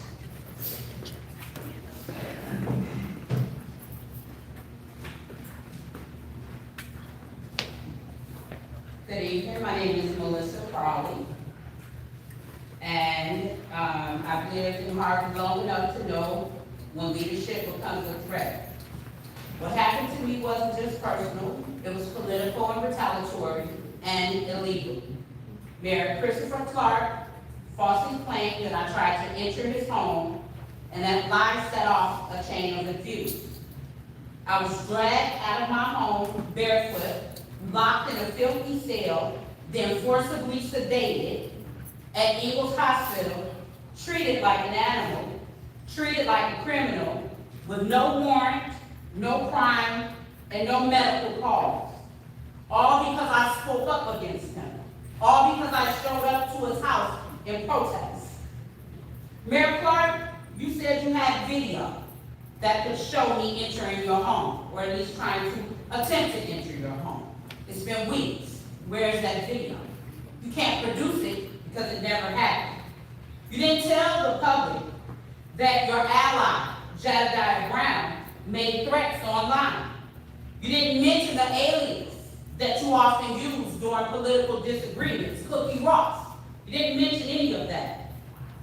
Let's talk about Jedediah Brown, who's here tonight. At the last meeting, he left under what appeared to be police escort. He's seen on video committing mob action in the presence of police officers. A seated councilwoman, Talani Smith, who swears she's unbiased, her own niece was also arrested at that brawl. Yet again, no consequences. I was actually held longer for doing nothing. You hide behind "that's not my ward," Tyrone Rogers, but your vote affects every ward, and your silence is complicity. Mayor Clark opens these meetings with prayer, but God sees through empty words. James 1:27. Pure religion is to care for the afflicted and to keep yourself unspotted from the world. But you don't protect the afflicted. You persecute us. You're not unspotted. You're neck deep in corruption. God is not mocked.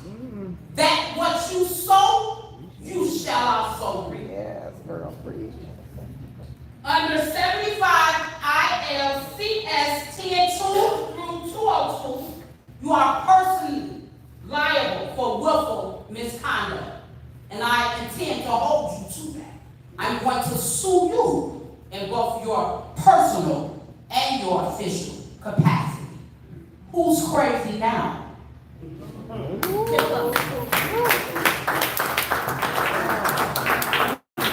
Wow. Thank you. Next is Bill Lutz, followed by, Suzanne, I think it's Suzanne Allen. That was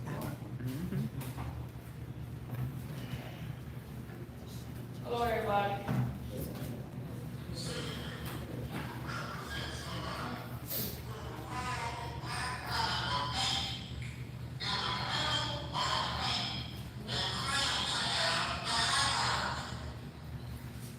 So, that was during a meeting, 2/10/25, when Mayor Clark stated that Jedediah wasn't worth being represented by anybody because he had the audacity to call a black woman a B in the council meeting, in the town hall meeting.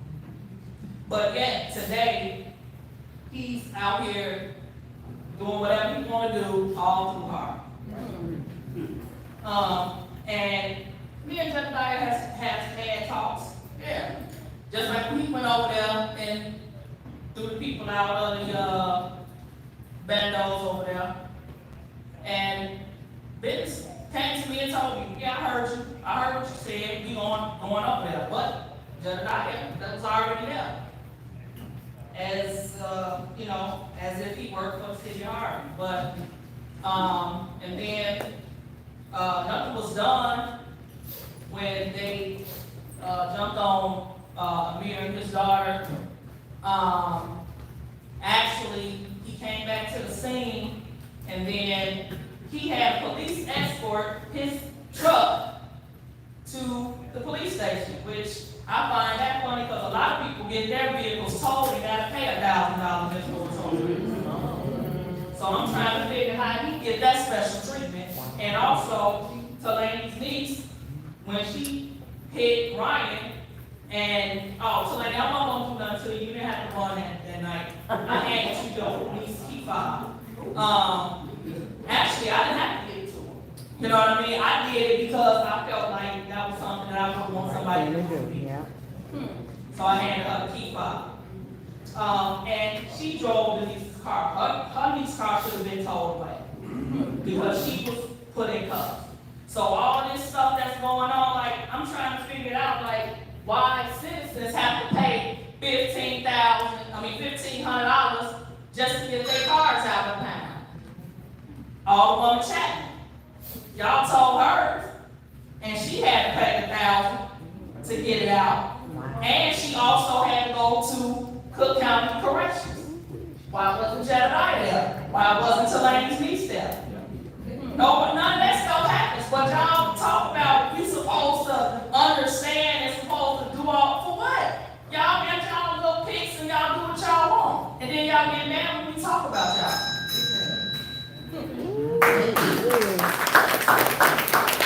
Next up is Ms. Allen, followed by Glennis James Watson.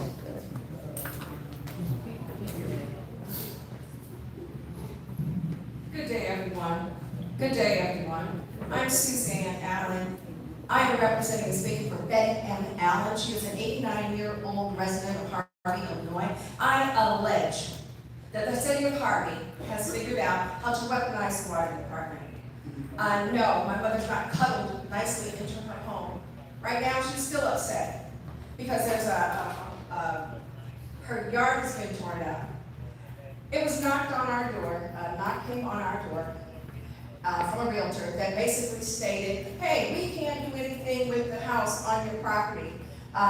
We'll sell it back to you for pennies on the dollar, pennies on the dollar. And this was from a realtor. So we're like, something's up, let's go take a look at it. Come to find out, my mom owned both houses on the property. Freddie Mac may have had it in 2021, but someone needs to ask how they got it. What you're looking at, we allege there are improprieties that are, it's not correct. Unfortunately, that is not rested. How do you sell a perfectly nice home for $2,000? Yes. Who got the $2,000? Or does it benefit? Who was the investor that you sold it to, and who was a part of that investment team? Unfortunately, I had to take a break in order to take care of some things medically. And it is not rested, it is not over. We have never received due process. We have never received due process. We are long-term residents of the city of Harvey. My mother has lived in this area for more than 27 years. She has never once been late on a water bill, ever. However, they cut her water off a little more than a year ago, April 24, I believe it was, the water holiday, Robert, Reclamation Day or something. Her water was cut off, 89-year-old lady. She couldn't take a bath. She couldn't brush her teeth for more than 30 days. In order to get that water turned back on, we had to agree for the properties to be separated under duress that an 89-year-old woman had to suffer. And it is not over. I just need you to know that. Research has to be completed, and then we will take this a little bit further. I will not have my mom's property being taunted by the city of Harvey as some good thing. She is not in the Myrtle Avenue where they're taking these additional houses and put in a pond or something. My mom's house is not there. Her house is on 155th and Myrtle. There was a sign put in that yard, something about it was under this development. I knew this was going to happen because it looked like a big smoke screen. I allege, the city of Harvey has done this purposely, I allege that the city of Harvey needs to start doing things in God. Thank you. Thank you. Next up is Glennis James Watson, followed by Vance Wyatt / Pete Isaacs.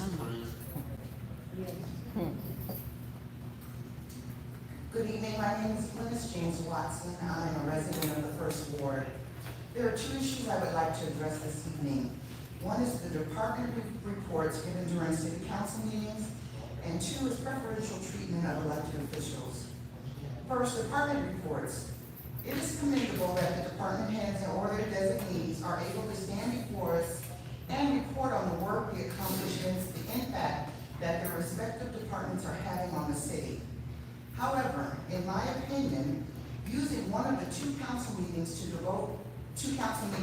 the month to devote to department reports is inappropriate. City business is therefore conducted only once a month as a result. There is too much going on, or too much that needs to happen in the city of Harvey to reduce the number of business meetings to once a month. Perhaps the residents would be better served if the department reports took place once a quarter at a special meeting dedicated to their reporting, or allow the department heads to give their reports via video, and they can be posted on the website so that people who are interested in a particular department can listen to that report only. Second, there seems to be glaring displays of preferential treatment in favor of some elected officials against others. There are reports of some elected officials not being included in meetings taking place inside and outside of the city, not allowed to sit in on executive session meetings, public events, even publicity photos, and even receive reimbursements for out-of-pocket expenses. And per Chappelle's comments, they allow us apparently preferential treatment on how the law is applied. Just a couple of weeks ago, Mayor Clark stated that this administration is diverse and inclusive, yet elected officials are blatantly being excluded. This is not Mean Girls Harvey edition. This is a city supposed to be overseen and run by people in a professional manner. There is no place in bias. Do the job you were elected to do and allow each elected official the right to do the job they were elected to do, each with every right and privilege to them. Thank you. Thank you. We appreciate your comments. Next is James White, followed by Amanda Askew.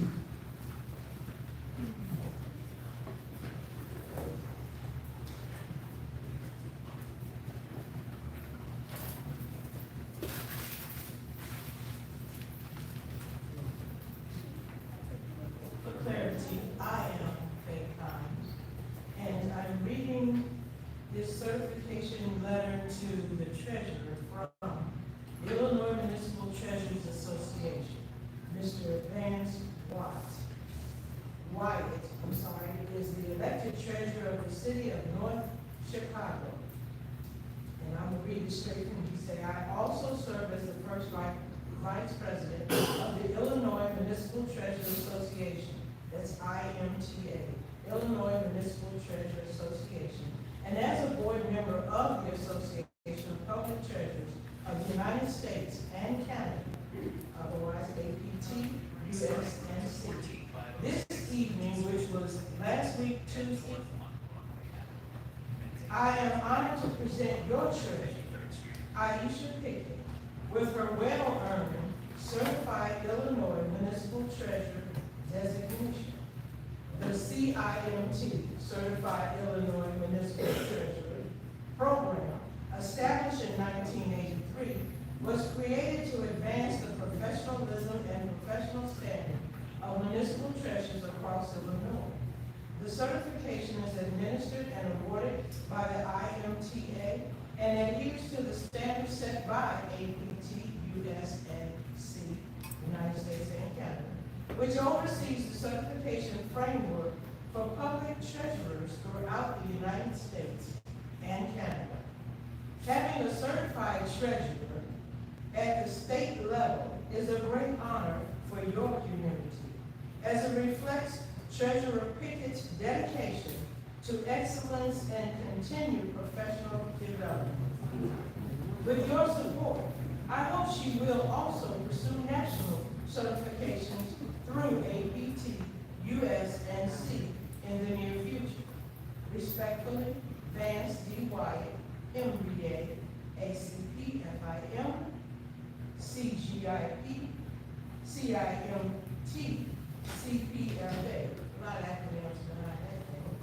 City Treasurer, City of North Chicago, First VP of IMTA, APT, USNC, Board Member. I hope this will encourage you to allow our treasurer to perform her job, because she is more than qualified from the beginning, but now she has been nationally certified. Oh, hello.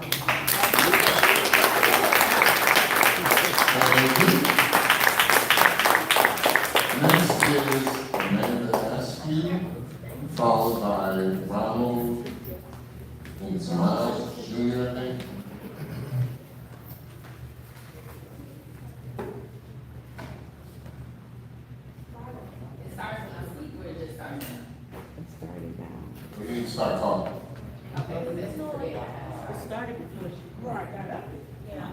We'll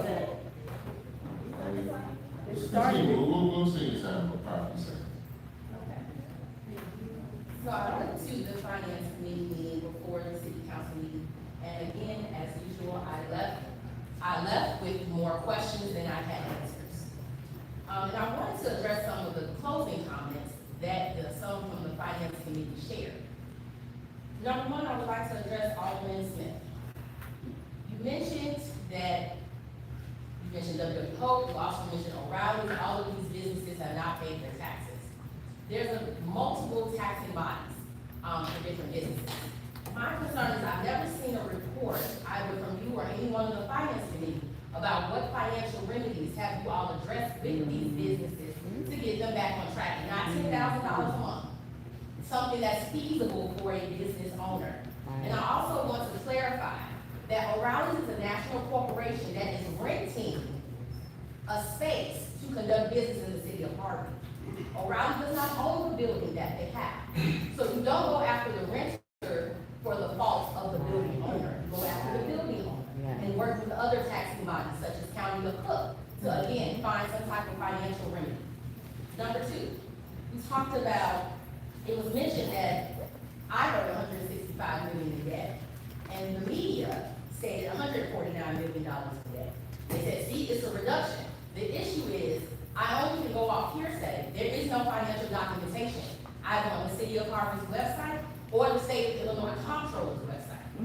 And again, as a person that loves numbers, I like it documented, and I should be able to access those financial reports that we're 3 to 4 years behind on through the State of Illinois site and the City of Harvey's website.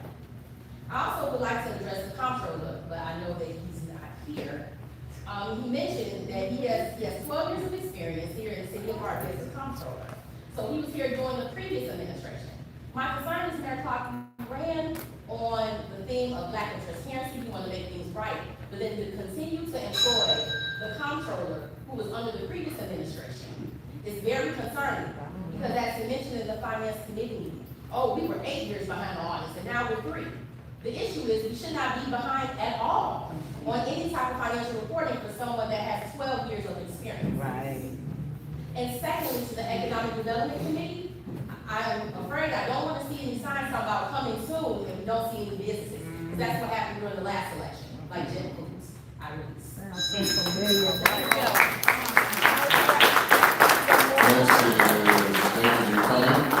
Mr. Ronald Miles Jr., followed by King Jr. Good evening, Mr. Mayor. Finance degree from Governor State University. What is the procedure when everything you do feels like making a mistake? I'm not a resident of Harvey, but my church is here in Harvey. In fact, 3 generations of my family go to church here in Harvey. And I realize this is the city of Harvey and not the village of Harvey. But for investors and pedestrians and procedures, it's time that the distinction is heard more thoroughly from the people to supreme law. The term city is not for a dissimilar population size. The bus terminal being a pillar of this community and running late into the evening, connecting employment to UPS Hodgkins overnight, and I understand why it's called the city of Harvey from an investor-facing perspective. We also have UPS Logistics in Ward 2. I understand that changing the city of Harvey to the village of Harvey might threaten a litany of state and federal expenditures that sustain Harvey, classifications and zones, grants and infrastructure package credits that come with the name City of Harvey. Surely, injustice finds no rest in Harvey. I am here to reiterate a statewide problem to the voter-facing administration and hopefully offer the people a shovel to dig themselves out of a hole. Unpaid internships and volunteering will not satisfy the community's desire to gain traction and pulling themselves up by their bootstraps. Paid externships and investors hiring from within the community to be a part of the negotiations will help provide procedure and for engaged citizens. Alderman Chapman's affinity for sustainability and turning some of these vacant lots into pollinator gardens or farmers markets, garden zones can end up benefiting citizens in a different way. Bring structure and procedure and food to the unemployed. There is a procedure that allows farmers market participants to receive SNAP as payment, like investors or storefront businesses. In my village, the keeper of the lot is credited $25 to their water bill every month, even though it takes more than $25 to keep the garden sometimes. This is the type of incremental procedure people need. As part of the other ideas that she points to as benchmarks from other villages that Harvey can implement and engage, unengaged citizens can be proud of. We make sure that nobody regrets taking root in Harvey. Thank you. Next is Mr. Jr., followed by Dionysus Paul.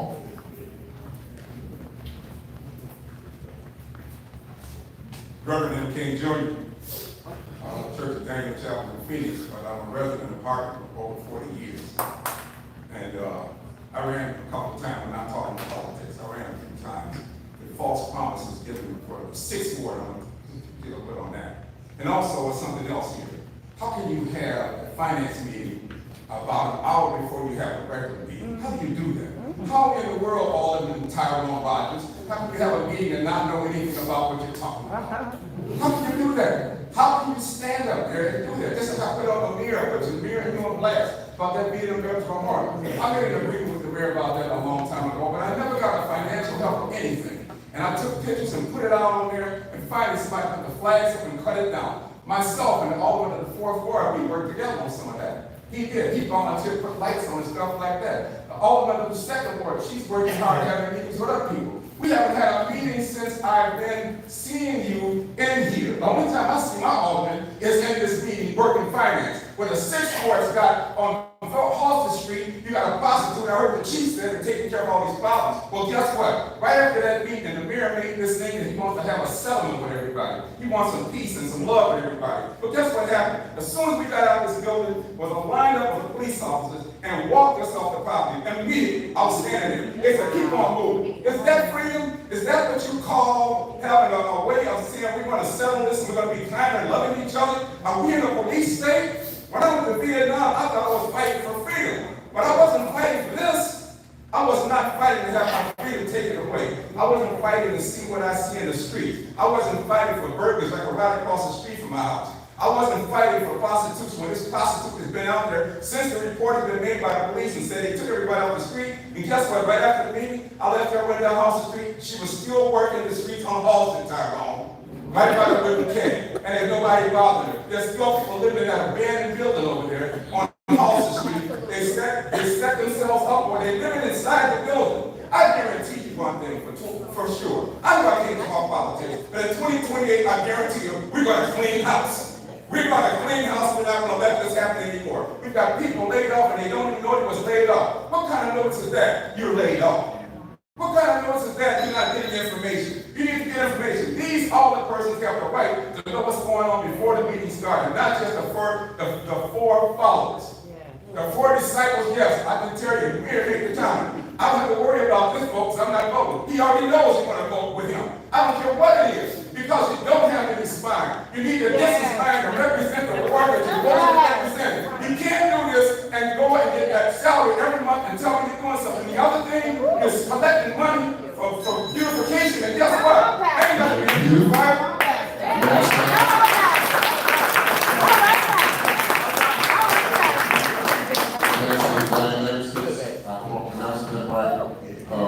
Paul, followed by Jeremy Harris. That's kind of difficult to have someone so passionate. Good evening, my name is Dion Hall, and I stand before the residents and the council and the mayor of Harvey as a representative of Roseland Ceasefire to put on the record and to inform you all that we stand with and are here to serve you. The alderman spoke about food and help for residents. We can help. If you and your family members are dealing with traumas and need counseling, we can help. Most issues that the residents in Harvey are dealing with that impact their daily lives, we can help. So we walk around with this bright orange on, so we're easily seen and easy to find. So if you see us on your block or knock on your doors, just say hi. Thank you. Thank you very much. Next is Geraldine Harris. To the Honorable Mayor Christopher J. Clark and this Honorable Council, you all are doing a fantastic job. I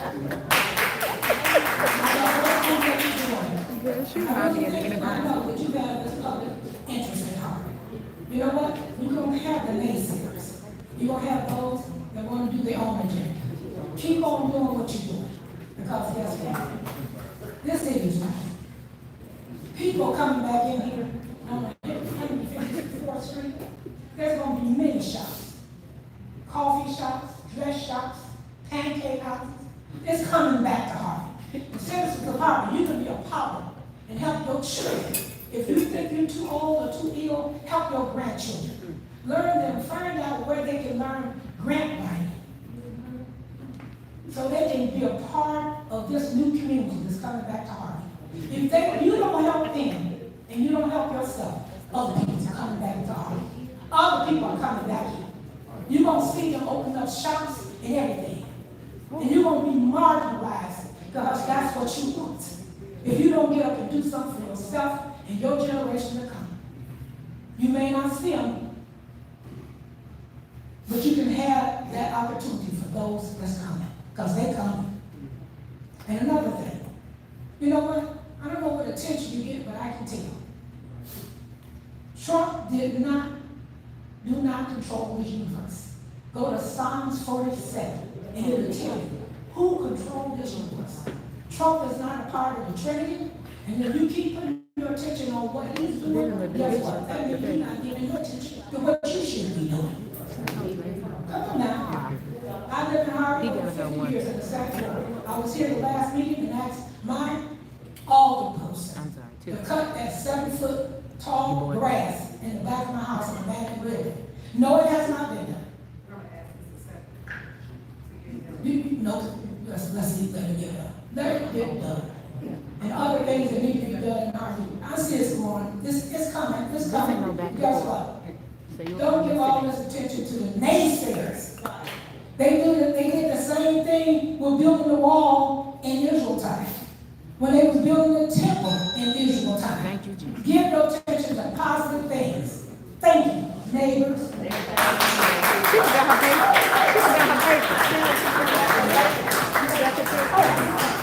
Girl, you so busy telling us all. So busy telling us all. Lord.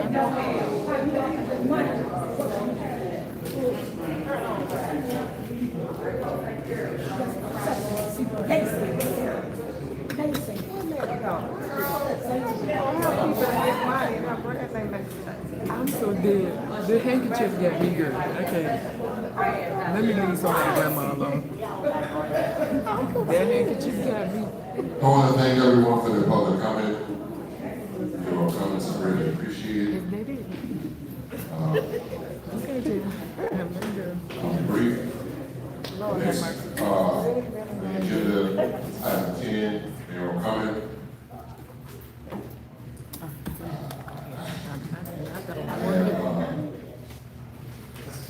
Not as much to say because one thing I said in the last meeting was that I was not going to continue to address an activity. Come with some suggestions or some viable solutions. Then we can have a conversation. And I look forward to those conversations. But what I want to talk about is moving the city forward. But before we do, I just want to make sure, because of course there are people who will watch this video in a future time, and I forgot to mention that the opinions, whether good or bad, whether positive or negative, are the opinions of those participating in public comment. I almost got choked by that line. It does not suggest whether what they are saying is or is not true. But I am not going to address it because the bottom line is going back and forth. It just really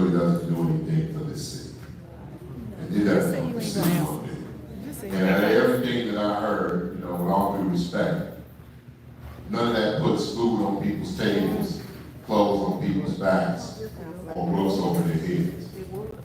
And so we got a problem solving solution given. What you say? Say it loud, can I hear it? Customer service. He's gonna be talking. And so we're gonna try to stay focused on that. And on that focus, if you have noticed, anyone has noticed, that more and more work is taking place on Wood Street.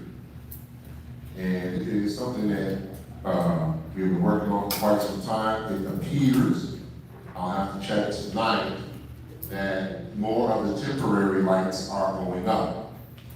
Now, I say those are temporary lights because once the job is completed, for those of you who don't know, Wood Street will be widened out. So it will be widened, it will be, we'll finally have sidewalks and curbs. In addition to that, we'll have some more turn lanes, and also, of course, lighting as well. But in order for them to complete the job, they had to add this temporary lighting. So if you go down Wood Street, it's got these really tall wooden poles for some odd reason. Those are the temporary lights that they are starting to install, and hopefully they will get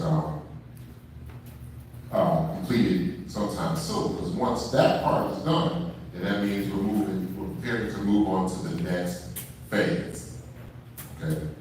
Which is the actual, what we would like to see, the actual construction itself, even though they have been doing a lot of work on that street. When it's all said and done, we should have, like I said, new curbs, new sidewalks. It is a complete overhaul. So basically the same or similar to what was done on 154th Street is going to be done on the 2 miles known as Wood Street, from 147 to 160th. Once that work is complete, it will not be pavement, but it will be concrete. So it'll be total concrete pavements, all the way through. So that should last much longer. We are also going to get a new sewer line that will run that whole length of Wood Street, and actually will continue north.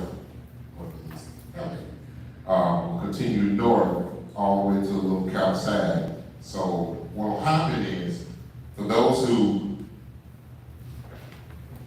I don't know if this is too far in the weeds, but what will kind of happen is that detention basin that is being built by Metropolitan Water Reclamation District, the water will go into that basin, and then it will run from that basin down to connecting to the Wood Street sewer, and then the excess water will run from the sewer all the way down to the little county path. So there's been some engineering that has been done to make sure that works and works out well. But we're looking forward to that. It looks like, unless Ms. Davis tells me something else, Wood Street work is completed. Have they finished the rain gardens? Are those complete now? I thought they were. Just wanted to make sure. I didn't want to speak out of turn. The rain gardens are now complete. And once again, that's one of those things. Same with the sidewalks and everything, all of it on 154th Street. Where the city received grant funds to be able to do that. So we are very, first of all, pleased with the fact that we're now qualifying for the grants, which speaks volumes as far as I'm concerned, because it says that, well, maybe there are some, as one person said, maybe there are some naysayers who don't necessarily believe in what this administration is doing, but there are some people with the federal government and the state government and the county government who definitely believe that when they give us money to do certain tasks, that we will complete those tasks. And so I spoke with someone this actually last week about the sidewalks. But he understood that the money, because he wanted to know why his sidewalk wasn't done. And then I had to explain, of course, that we received money to do those sidewalks. And so we have to use the money for its intended purpose, the intended purpose. So we're glad to be able to do that as well.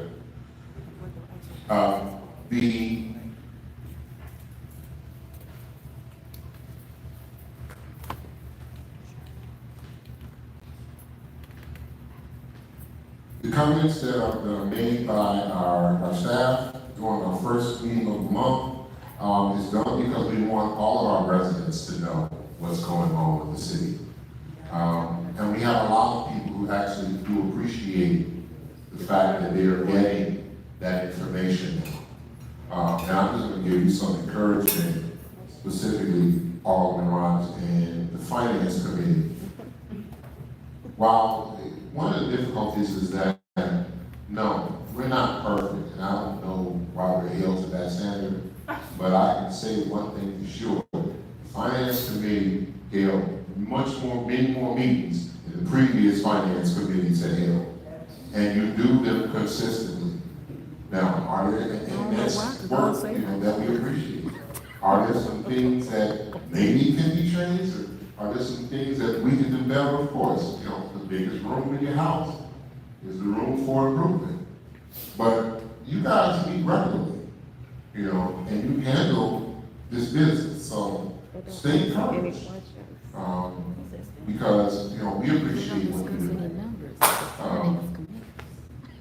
do. As far as, let me make sure I check out my little boxes here. Like I said before, last meeting, investors and developers are very conservative. I tried to pull back, and I'm going to continue to try to do so, because some of the behavior, once again, it's not about what you say, it's goes straight to. It's not about what you say, it's how you say it. And, when we see investors and developers looking at our city, and they're not pleased at what they see because of the behavior. They understand the financial picture of the city better than many. Many of them, besides having the experiences that they have, they also have the education as well, the background, to be able to figure that part out. They got it, they understand it. But what they would love to see is they would love to see a welcoming community that makes them feel comfortable about investing their dollars here in this city. And fortunately, we do have quite a few businesses, as was reported at our last meeting, and I talked about as well, that are interested in coming to the city, but we also have businesses that have already come to the city. And we will continue to do so. What we're looking for is good, viable businesses. You cannot run a city without tax dollars. I don't care what anybody says. You got that magic wand that allows you to be able to pull that off. I would love to see it. But the bottom line is we have to have taxes. If our businesses don't pay those taxes, that's why we're in the situation that we're in now. That's one of the reasons why we had to lay off a certain percentage of their employees. Because of the simple fact is you can't continue to run a house when you're only getting half of your taxes, and then 35% of the money that you're getting is being taken by someone else. That's what you say. And once again, We don't know that. if you know how to do it, first of all, I would appreciate it if you come to meet with me so you can teach me how. And if you don't want to teach me how, then I wish you would run in 2027 and win and show us how. Because I'm not going anywhere, I'm still going to live here. And my goal is to try to have a city that is best for all of us. Even when I'm not, no longer in this position. So, but I just want to mention that again. I'm going to continue mentioning about investors and developers over and over again, because I really want us to bring down the rhetoric. There's a way to do it, but I want us to bring down the rhetoric. Plus, the rhetoric affects, for those of you who are homeowners, it affects your property values. Okay? And so, you know, if for no other reason, like I said, I mean, we want to just bring it down a little bit. I'm not saying, as you heard, all these people said what they had to say during public comment. And they have every right to say whatever it is that they want to say. Okay? But at the same time, as a member of the community, I'm just hoping that we can pull it back just a little bit, or we can find a way. One thing that I'm committed to is personally trying to find another way. And I will promise you that by our next meeting, which is on what day? I want to say 11, 14, 11? August 11th, I will have some more information from you as far as what I've been trying to do so that we can help to once again, make our situation better. Okay.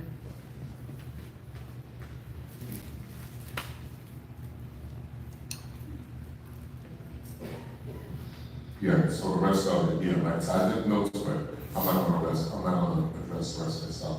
Thank you to all of you who attended our 4th of July, I don't think I'm gonna talk about it already. Yeah, we did. Okay, great. And then we have National Night Out coming up, right? Now, we're not gonna do it this year, but I want y'all to keep something in mind. Okay, what I'd like to see us do on National Night Out is actually do a parade on National Night Out. Okay, we have the floats, and the floats are lit, you know, and we do it like at dusk, at that particular point in time. But that's a vision, that's on my vision board. We're on the 5th, right? Yeah. August 5th, 2025. Thank you so much for bringing that up. From, it looks like 3 p.m. to 7? Okay. All right. Go see my handout. Yeah, proceed 3 p.m. to 7. You are more than welcome to come out at that time also for those who have small children or elementary age children. We are also going, of course, we give them some book bags and some goodies for our young people to encourage them to stay in school and embrace education. So, when's the shred day? Because I can't find it. September 28th? Yeah, because I always missed out on 2. Our representative, Will Davis, 30th District, will have a shred day on September 20th, 2025. That looks like 9 a.m. to noon. Where is it at his headquarters? I don't know what the address is. You want to read the address for me? 1912 West 174th Street, East Hazel Press. Okay. And our rep does this every year, if not once, and almost, huh?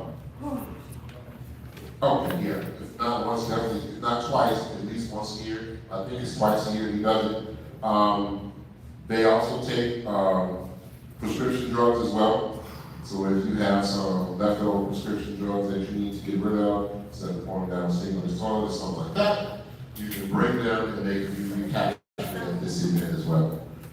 This event is for all members of the 30th District, which includes the city of Harvey. So I hope that everyone will take advantage of that. That being said, there's nothing else. For the good of the order. No, we're not dealing with anything different. There's nothing else for the good of the order. The chair will entertain a motion to adjourn. Motion by the first, second by the, motion by the second by the first. All in favor, signify by saying aye. Aye. Those opposed, hearing none. Well, ayes have it. It's 8:35 p.m. have a wonderful week and be So much blessed. to unpack in this meeting. We're gonna have to So- unpack this meeting so y'all do in a know few days, that okay? that Wood Street project was voted on back during the Kellogg administration. So it's not like they did it. That was done in the Kellogg administration. Okay, so that's not even his. That has nothing to do with him. And isn't that, And is that Eagles and UIC project really? What? Yes. Okay. That's Now, what I was thinking. and as far as the Metro Water, the MWRD project, that wasn't supposed to be on Myrtle. It was supposed to be on 147th Street. So since you're doing all of that, that was supposed to go there. So come on, stop playing, stop BSing the people. They when he was supposed to be there. So, what? All y'all gotta do is go back and go on YouTube and look at some of the old videos from when Kellogg was mayor, and you will see it. The same shit. Same stuff. Taking credit The for same it. stuff. They It's need to not try to his take credit for it. That has nothing to do with it. Okay. And the only reason they did the Wood Street project is because Shirley Truinsky changed her vote, and they got it done fast. That's how we got it. Gotcha. Thank you. Child, we up out of here. We up out of here. I'm gonna talk to y'all about this either tomorrow or Wednesday. Lord have mercy.